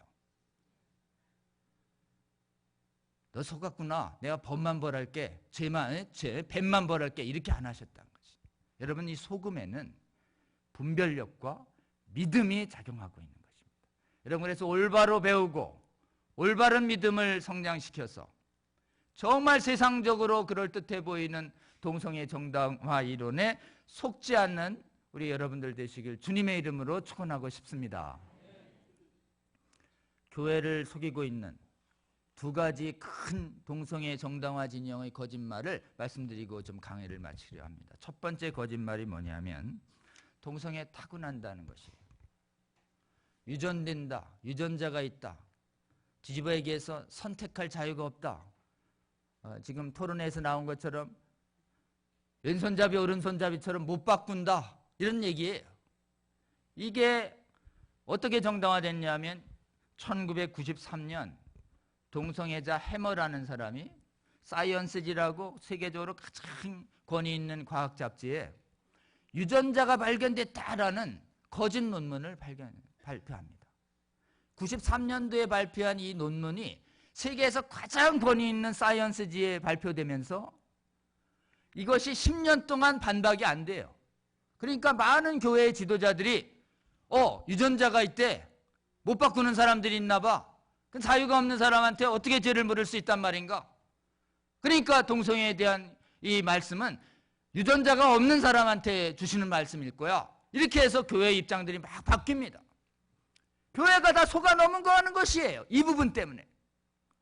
근데 이 10여 년 지난 동안 계속 의문을 제기해서 반대 논문이 나오니까 이 해머라는 사람이 자기 논문을 다시 검증한 다음에 자기가요, 93년 발표한 제 논문은 잘못된 겁니다, 고백해서 바꿔요. 근데 바꾼 건 대서특필이 안 돼요. 여러분 기억하세요. 해머가 유전자 있다고 얘기했다가 스스로 바꿨다. 기억하셔야 됩니다. 그리고 나서 방대한 연구가 계속 진행되면서 2016년도에는 존스 호킨스 동성애 유전자 이러면 아주 인터넷에 크게 나옵니다. 그 다음에 작년에 가나 교수 동성애 유전자 또 크게 나와요. 그 가나 교수께 사이언스지에 나온 거예요. 제가 토론회 때 들고 나간 게 가나 교수의 사이언스 자료입니다. 가나 교수는 40만 명, 50만 명을 연구했어요. 유전자가 있는지. 그리고 요즘 유전자 연구 프로젝트인 결혼 프로젝트를 작동시켰습니다. 과연 유전자가 있는가? 동성애자와 동성애 전혀 경험 없는 사람 유전자를 싹 조사했는데 결론은 아주 굉장히 단호하게 냈습니다. 유전자가 있다는 어떠한 증거도 없다. 지금 가장 최근의 결론이에요. 유전자가 있다는 증거가 없다예요. 여러분, 없다는 증거는 이렇게 증명합니다. 과학자들은 유전자 없다는 증거가 나왔어요, 이렇게 얘기 안 해요. 없다는 건 이렇게 증명합니다. 있다는 증거가 없다. 이게 없다는 증명이에요. 그래서 여러분 과학의 용어로 얘기해야 됩니다. 유전자가 있다는 증거가 발견되지 않는다. 아주 단호합니다. 그래서 여러분 이제 유전자 논쟁은 오른쪽 왼쪽 논쟁은 그래 그 얘기 하면 안 된다는 거예요. 왜 하면 안 된다는 거예요 도대체? 사이언스지에 나온 걸. 동성애 독재론이 언급되면 진실을 얘기하지 마라. 이렇게 학문의 자유가 침탈되는 것입니다. 이랬더니 이 사람들이 유전자에서 이제 자신이 없으니까 점점점 성적 지향론으로 갑니다. 유전자 몰라도 성적 지향은 못 바꿔. 성적 지향이 뭔데? 성에 이끌리는 마음. 성에 이끌리는 마음으로 써요. 뭐 무해해 보이잖아요. 성경적 용어는 아주 분명합니다. 성적 지향은 정욕이에요. 정욕. 동성애에 성적으로 끌리는 마음. 그래서 이제 동성애를 반대하는 보수적 가풍을 가진 집안에서 동성애에 대하여 갑자기 반대하시다가 찬성으로 돌아서는 목사님 집안, 장로님 집안, 집사님 집안, 권사님 집안이 있어요. 미국 같은 데 많아요. 이유를 살펴보면 젊은 세대에서 동성애자가 가문 집안에 나타납니다. 그러면서 이제 논쟁을 합니다. 엄마, 아빠, 나 자꾸 동성애만 성적으로 관심 있고 이성엔 전혀 관심 없어. 아무리 기도해도 나 안 바꾼단 말이야. 안 바뀐단 말이야. 아무래도 하나님이 날 이렇게 만드신 것 같아. 날 있는 그대로 인정해야지. 나보고 자꾸 바꿀 수 없는 걸 바꾸라고 그러면 어떠란 말이야. 어쩔 수 없단 말이야. 이러면서 눈물로 부모가 나를 그대로 인정해 주기를 호소합니다. 그럴 때 학습이 안 된 부모님은 반론을 제기하기가 어려워요. 성적 지향은 못 바꾼다라고 하는 이 말에 어쩔 수 없다는 말, 진실일까요? 거짓일까요? 반쯤 진실, 반쯤 거짓이라 더 어렵습니다. 진실을 먼저 말씀드릴게요. 여러분, 인간은요, 순간순간 언뜻 계기가 되면 하나님이 금하신 죄에 대한 욕구가 언뜻 생길 수 있습니다. 배우자 있는 사람도 배우자 이외의 사람에게 매력을 느낄 수 있어요. 실제는 어떤 계기가 되면 자라난 성숙기나 어떤 계기에 동성애의 성적인 매력을 언뜻 누구나 다 경험할 수 있습니다. 하나님이 정욕을 인간이 경험할 수 있도록 허락하셨습니다. 그래서 정욕을 생기면 벌한다 이게 아니에요. 정욕은 따르지 마라 그랬지, 정욕이 생기는 건 하나님이 허락하셨어요. 선악과 따먹지 마라 말씀 주신 다음에 선악과를 딱 보면 따먹고 싶은 마음이 생기는 것까지는 허락하셨습니다. 그런 것처럼 인간이 정욕의 감정을 체험하는 것은 아무리 나는 정욕을 체험 없이 일평생 살겠다고 아무리 결심해도 언뜻 옵니다. 이건 인간의 의지의 범위를 넘어서는 것이 선택 범위를 넘어섭니다. 이거 진짜 어쩔 수 없어요. 이거는. 그러나 인간이 어쩔 수 있는 게 있습니다. 정욕을, 동성애의 성적 이끌림을 오래 품느냐 안 품느냐는 결정할 수 있죠. 배우자 이외의 사람이 너무 매력적으로 보여서 천간적으로 눈이 갔는데 안 되지 이러고 눈 돌리면 되잖아요. 1시간이고 6시간이고 하루고 한 달이고 계속 보고 오래 품는 거는요, 이게 어쩔 수 없는 건가요? 고개 돌리면 되는 거지. 심플하잖아요. 이게 어쩔 수 없나요? 하루고 이틀이고 한 달이고 계속 1년이고 3년이고 품는 게 어쩔 수 없는 것입니까? 어쩔 수 있는 것이에요. 오래 품지 않을 수 있습니다. 그 다음에 오래 안 품고 또 시간과 계획을 정해서 실행에 얼마든지 안 움직일 수 있어요. 이걸 뭐라고 하느냐? 이거는 의지의 영역입니다. 의지. 그래서 하나님이 우리에게 허락하신 자유는 감정에게 허락한 것이 아니라 의지에 허락하신 것이에요. 그래서 하나님이 야, 너 떠먹고 싶은 말이 마음이 들어도, 감정이 들어도 하나님에 대한 성품과 하나님의 말씀에 대한 신뢰와 하나님에 대한 교회감으로 네가 그 감정을 이길 수 있는 힘을 인간에게 하나님은 주신 것입니다. 그걸 뭐라고 얘기하냐면 규범학에서 의지의 자유라고 그래요. 의지의 자유. 그래서 모든 인간은 의지의 자유가 있습니다. 심지어 심각한 동성애자도 의지의 자유가 있기 때문에 상대를 가리는 것이에요. 아무리 심각한 사람도 가까운 친척하고는 안 한다고요. 동성애. 의지의 자유가 있기 때문에 그렇습니다. 그래서 혹시 여러분 주위에 누가 어쩔 수 없다고, 나 이렇게 타고난 것 같다고 막 눈물을 흘리면서 호소하시면 어떻게 해야 될까요? 여러분, 의지가 연약해진 그분을 위해서 기도해 주십시오.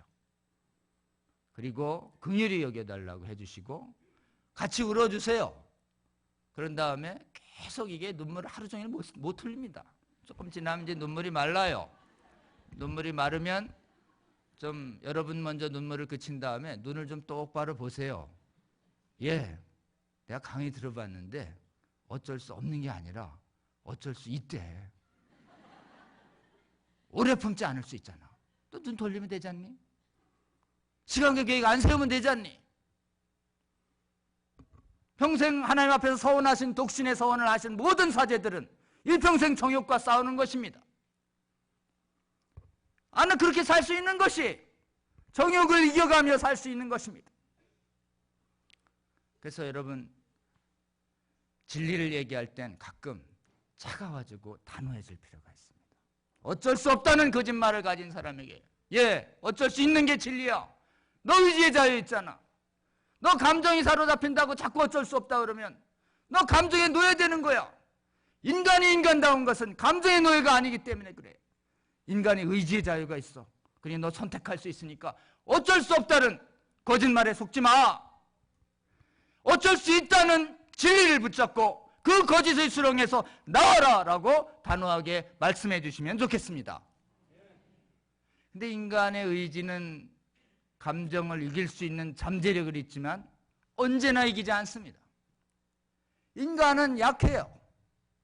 그 인간의 의지가 있지만 뜻대로 잘 못하는 연약함을 아시기 때문에 하나님께서 정욕의 위력에 미혹당하지 않을 수 있도록 우리를 돕는 분을 보내주십니다.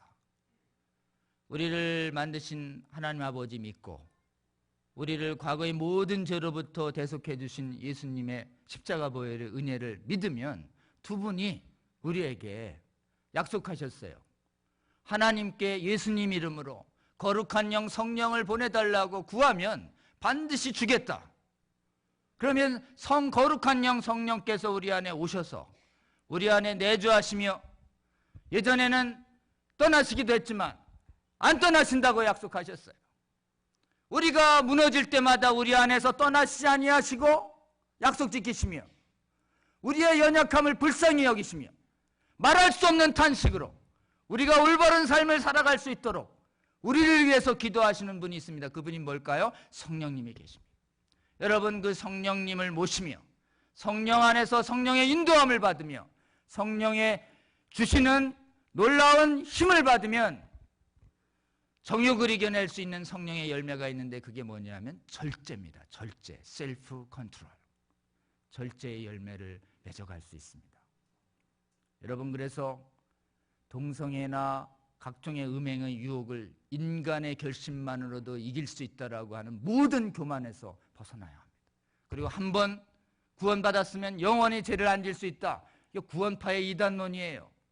출애굽에 구원받고도 계속 일평생 너희 구원을 일평생 두려움과 떨림으로 이루어가라, 완성해가라라는 게 사도 바울의 말씀이에요. 평생 표대를 향해 달려가야 합니다. 거룩한 표대를 향해서.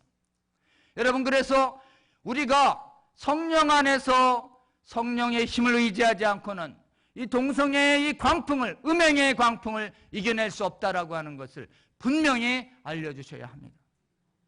그래서 여러분, 교회 안의 사람들에겐 꼭 믿음으로 성령하고 동행하는 것만이 우리가 일평생 우리에게 직면하는 온갖 음행의 유혹을 이겨낼 수 있다라고 하는 이 진리를 가르쳐 주시면 좋겠습니다.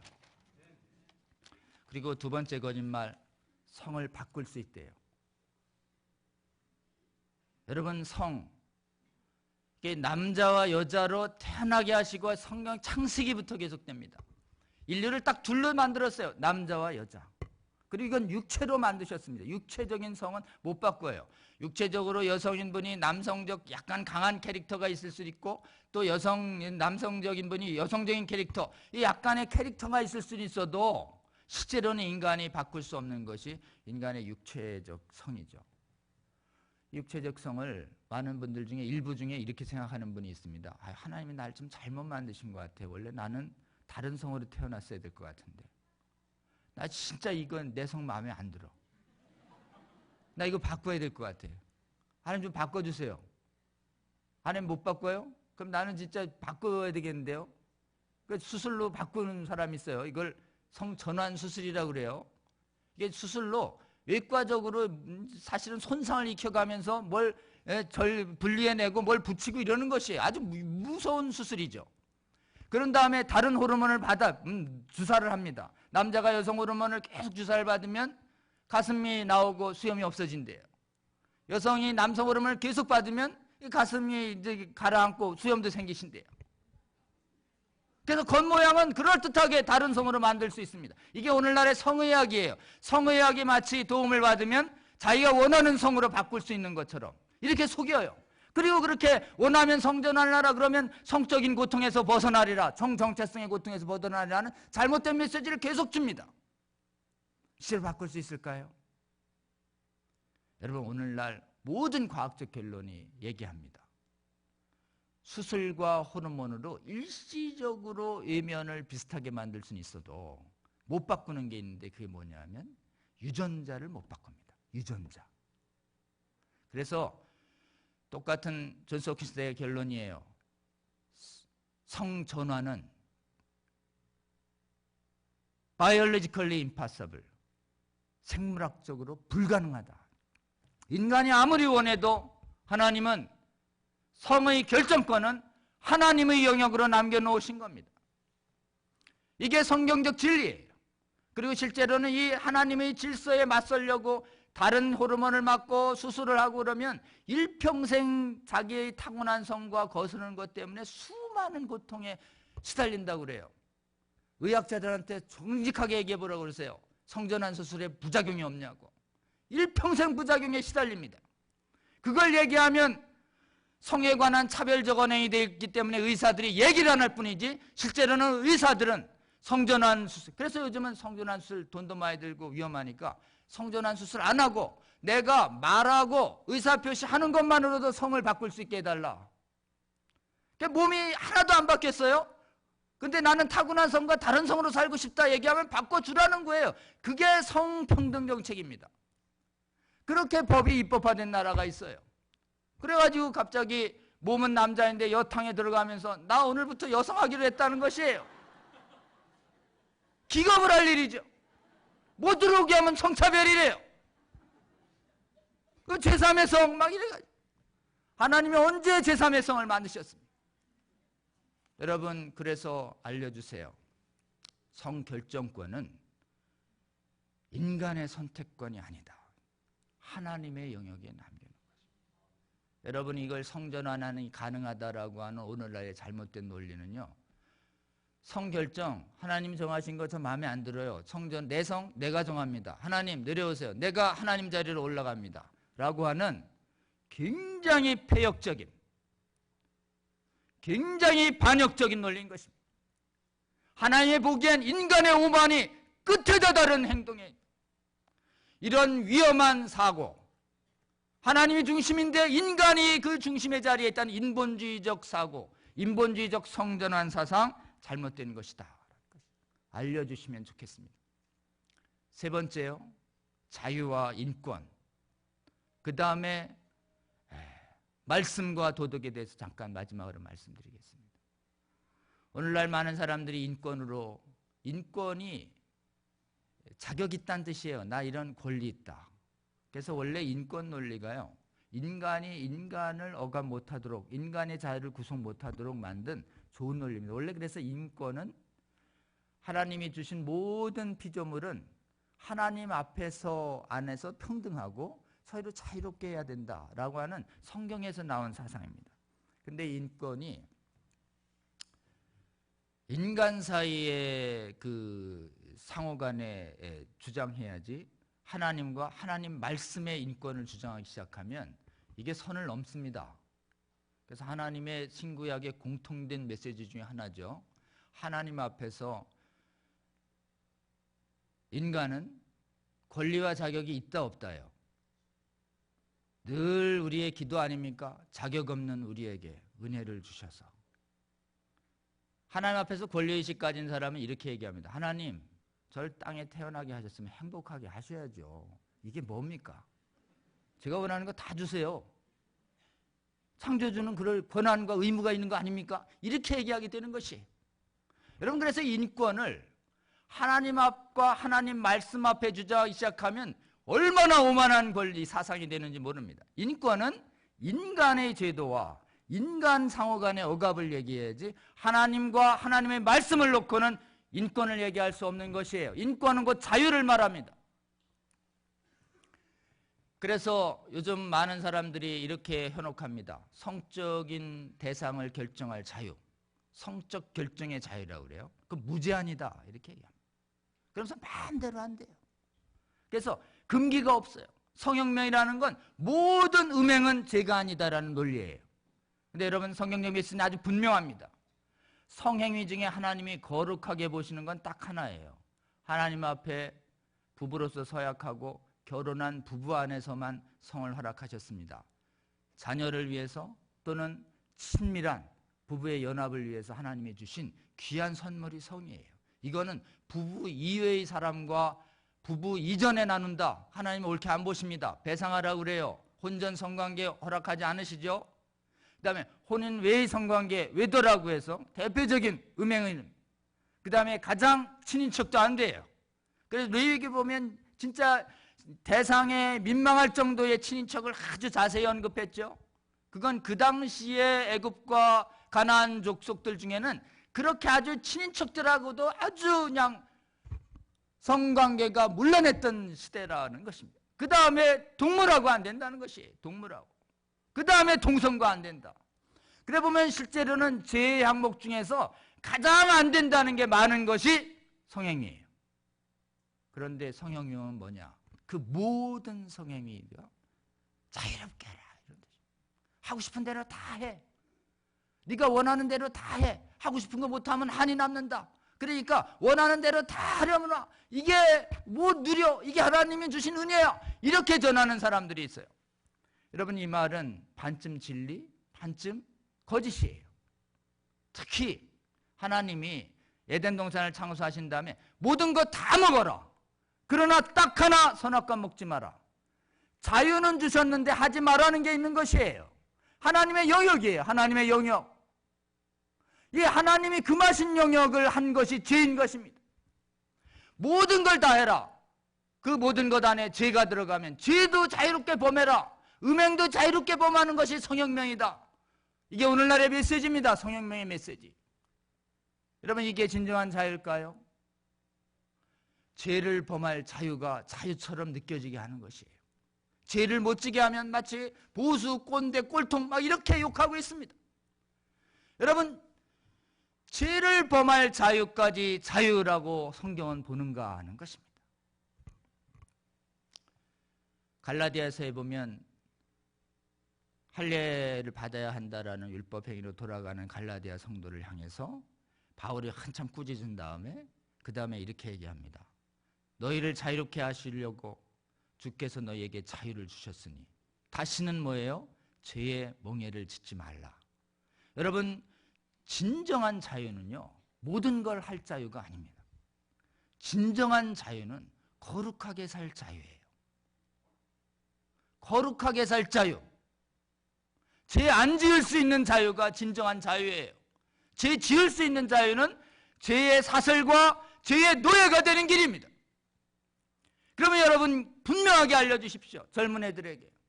모든 걸 다 하되 하나님이 금하신 건 안 된다. 이 죄를 범하는 건 자유로 정당화 안 됩니다.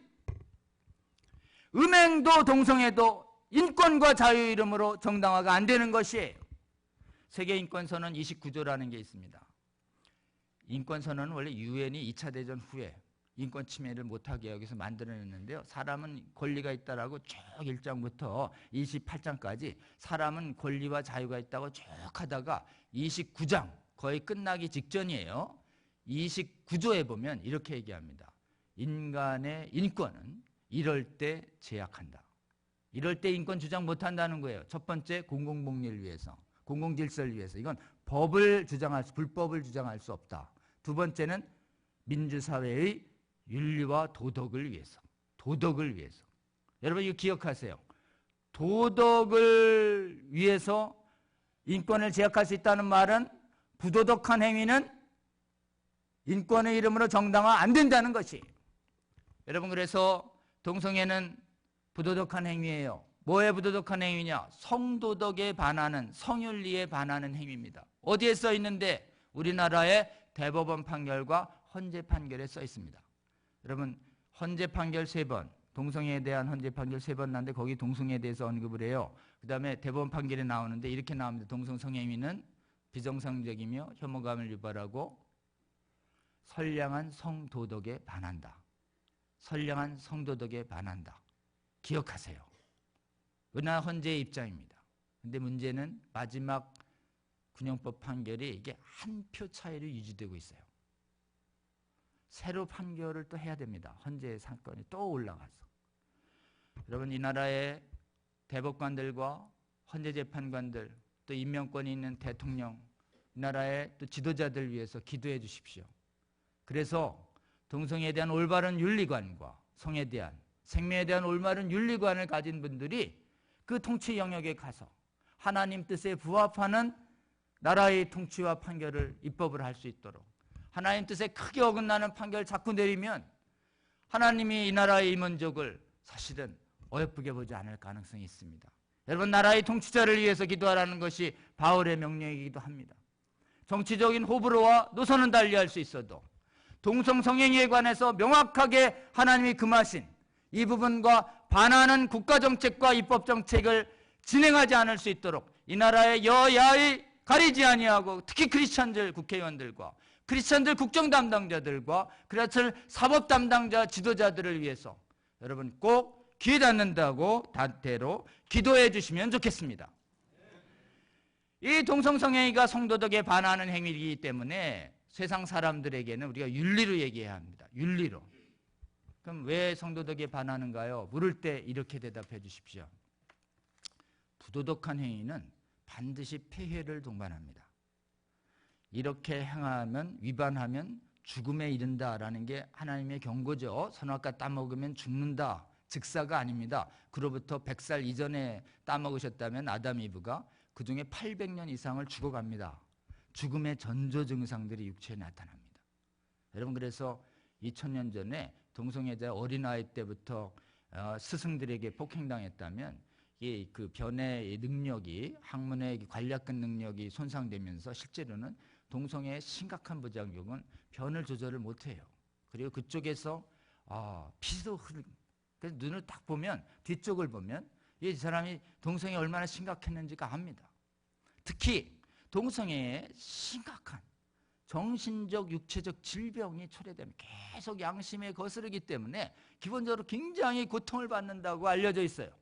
실제로는 통계적으로 각종 비보건적인 질병이 늘어나고 특히 20세기 들어서는 불치병으로 알려진 에이즈의 주된 감염 통로가 되고 있습니다. 에이즈는 바이러스가 원인이지만 실제는 동성성애자를 통해서 가장 많이 지금 전염되고 지금 확산된다라는 게 의학적 진실이에요. 알려줘야 합니다. 여러분 우리가 동성애의 의학적 폐해, 도덕적 문란, 성적 쾌락을 추구하다 보면 각종 성도덕을 문란한 행위가 빠집니다. 돈이 들어요. 그리고 영적으로도 상당히 하나님과 멀어질 수밖에 없죠. 여러분 이런 동성애에 따르는 수많은 피해를 분명히 말해줘야 합니다.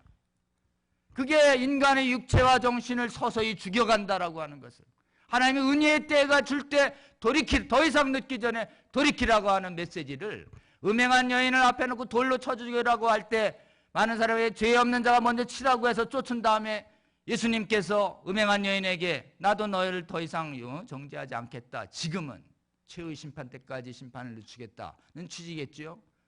그러니 가서 다시는 죄를 범하지 말라라고 하는 돌이키라라고 하는 메시지를 분명히 전해줘야 하는데 그러려면 어떻게 해야 되느냐?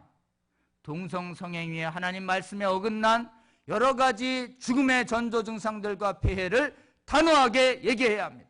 성경 말씀에 보면 하나님 말씀 지킬 때의 복부도 많이 언급하지만 신명기에 보면 하나님 말씀 어길 때의 재앙과 질병을 아주 시시콜콜이 얘기하시는 이유는 그 재앙적 폐해를 알면 인간이 무서워서 돌이키기 때문에 그렇습니다. 여러분 우리가 이렇게 얘기할 때 악을 미워하고 악의 결과에 대해서 부정적이고 혐오적인 얘기를 할 때 사람들은 이렇게 얘기합니다. 그게 동성애자를 차별하는 거고 혐오 발언이라고. 여러분 그럴 때 이 말씀을 기억하면 좋겠습니다. 우리는 제가 단 한 사람 이 강의 1시간 반 동안 동성애자를 혐오하지 않았습니다.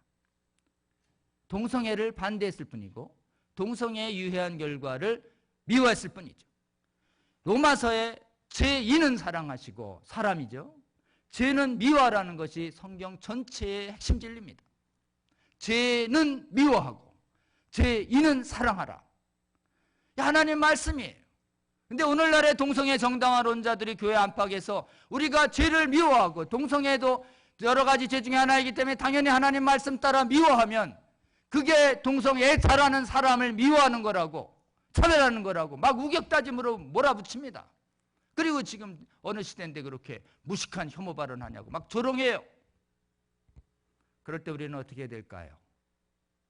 사람이 제일 싫어하는 것 중에 하나가 조롱받는 것입니다. 여러분 조롱받을 때 세상과 사람들 앞에서 나와 내 말을 부끄러워한다면 나도 너희들을 부끄러워할 것이고 너희들을 부끄러워하지 않는다면 나도 너희를 부끄러워하지 않을까라는 예수님의 말씀도 있죠. 여러분 지금 제 토론회 때 잘 보셨지만 동성애 성행위를 반대해도 얼굴에 굉장히 비웃음과 조롱으로 반대 견해를 막 조롱합니다. 동성애 반대자들의 전략이에요. 근거도 없어요. 무조건 조롱합니다.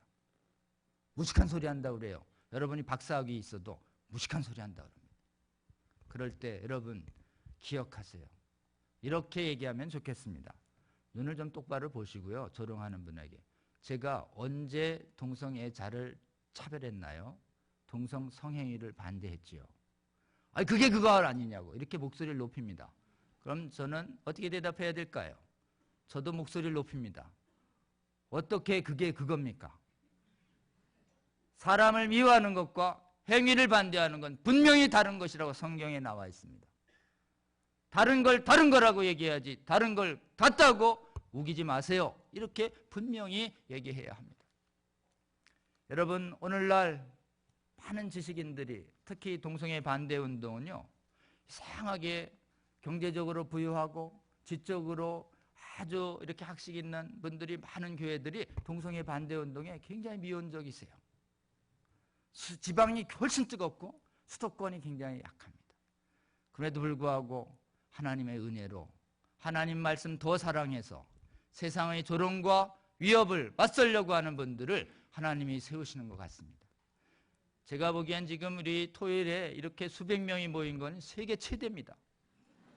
전 세계에 이렇게 보이질 않아요. 주위에 아직 못 깨어난 분들이 굉장히 많습니다. 여러분 친인척 중에서도 아직 동성애에 대한 올바른 진리와 진실을 모르는 분들이 굉장히 많습니다.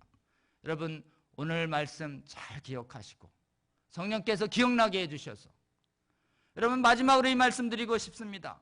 로마서의 이 바울은 나는 이 복음을 부끄러워하지 않는다라고 선언하고 얘기합니다.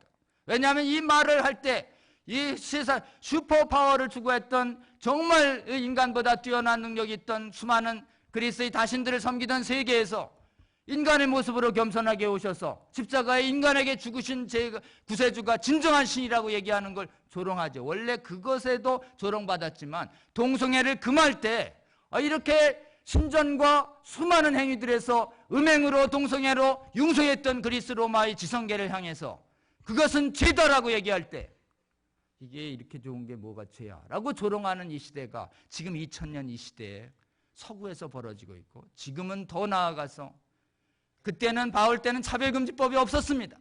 이 시대는 더 악해져서 동성애를 반대한다고 법을 만들어서 범죄자로 만들어서 처벌하겠다는 이 동성애 독재가 횡행하는 이 시대에 여러분 우리가 하나님 말씀에 대한 믿음과 용기를 가지고 부끄러워하지 아니하고 동성애를 금하는 하나님의 진리를 용기 있게 담대하게 주위와 가족에게 선포하는 우리 성도님들 되시기를 주님의 이름으로 축복하고 싶습니다.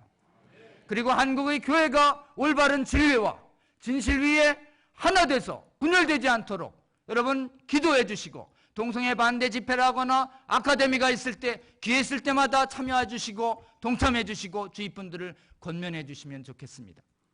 그래서 제가 보기엔 동성애 독재의 시대가 굉장히 활발하게 진행되는 이 시대에 이거를 7번이나 좌절시키고 실제로는 가장 강력한 방어선이 생기고 있는 국가가 전 세계에서 대한민국이에요.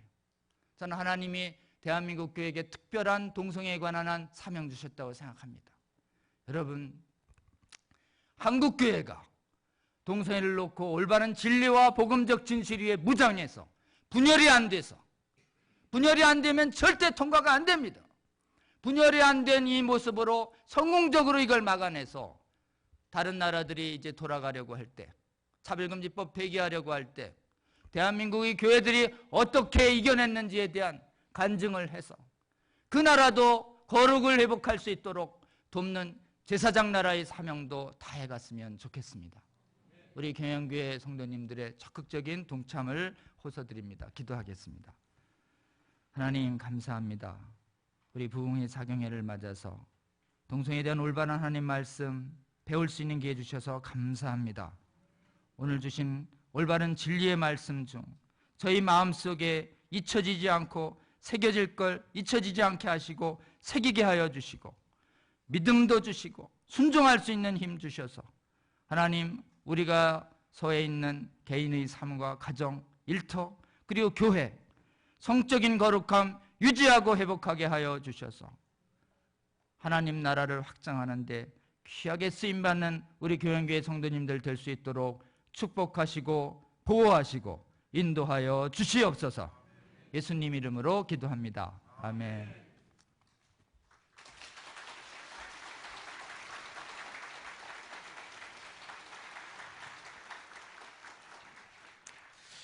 예, 은혜로운 특강해 주신 조영진 장로님께 감사드립니다. 오늘 특강을 해주신 장로님께서 쓰신 책 차별금지법과 동성애 독재가 로뎀 카페에서 판매되고 있습니다. 필요하신 분은 구입하셔서 잘 활용하시면 되겠습니다.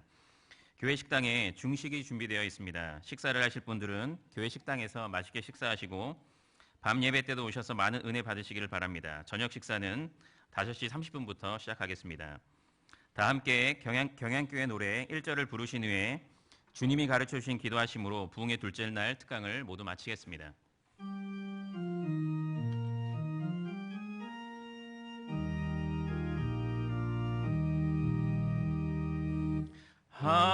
한반도의 주의 백성 평양에서 모여들어 수도 서울 요새지에 평양재단 불을 피워 선지사도 더 위에서 주의 교회 이루리라. 만세반석 더 위에서 주의 교회 이루리라. 오 경향 세계를 받은 교회여 임마누엘 시온의 영광 영원하리라. 하늘에 계신 우리 아버지여, 이름이 거룩히 여김을 받으시오며 나라 임하옵시며 뜻이 하늘에서 이룬 것 같이 땅에서도 이루어지이다. 오늘날 우리에게 일용할 양식을 주옵시고 우리가 우리에게 죄 지은 자를 사하여 준 것 같이 우리 죄를 사하여 주옵시고 우리를 시험에 들게 하지 마옵시고 다만 악에서 구하옵소서. 대개 나라와 권세와 영광이 아버지께 영원히 있사옵나이다. 아멘. 이것으로 둘째 날 오전 특강 모든 시간들을 마치도록 하겠습니다. 밤 예배 때도 오셔서 많은 은혜 받으시길 바랍니다.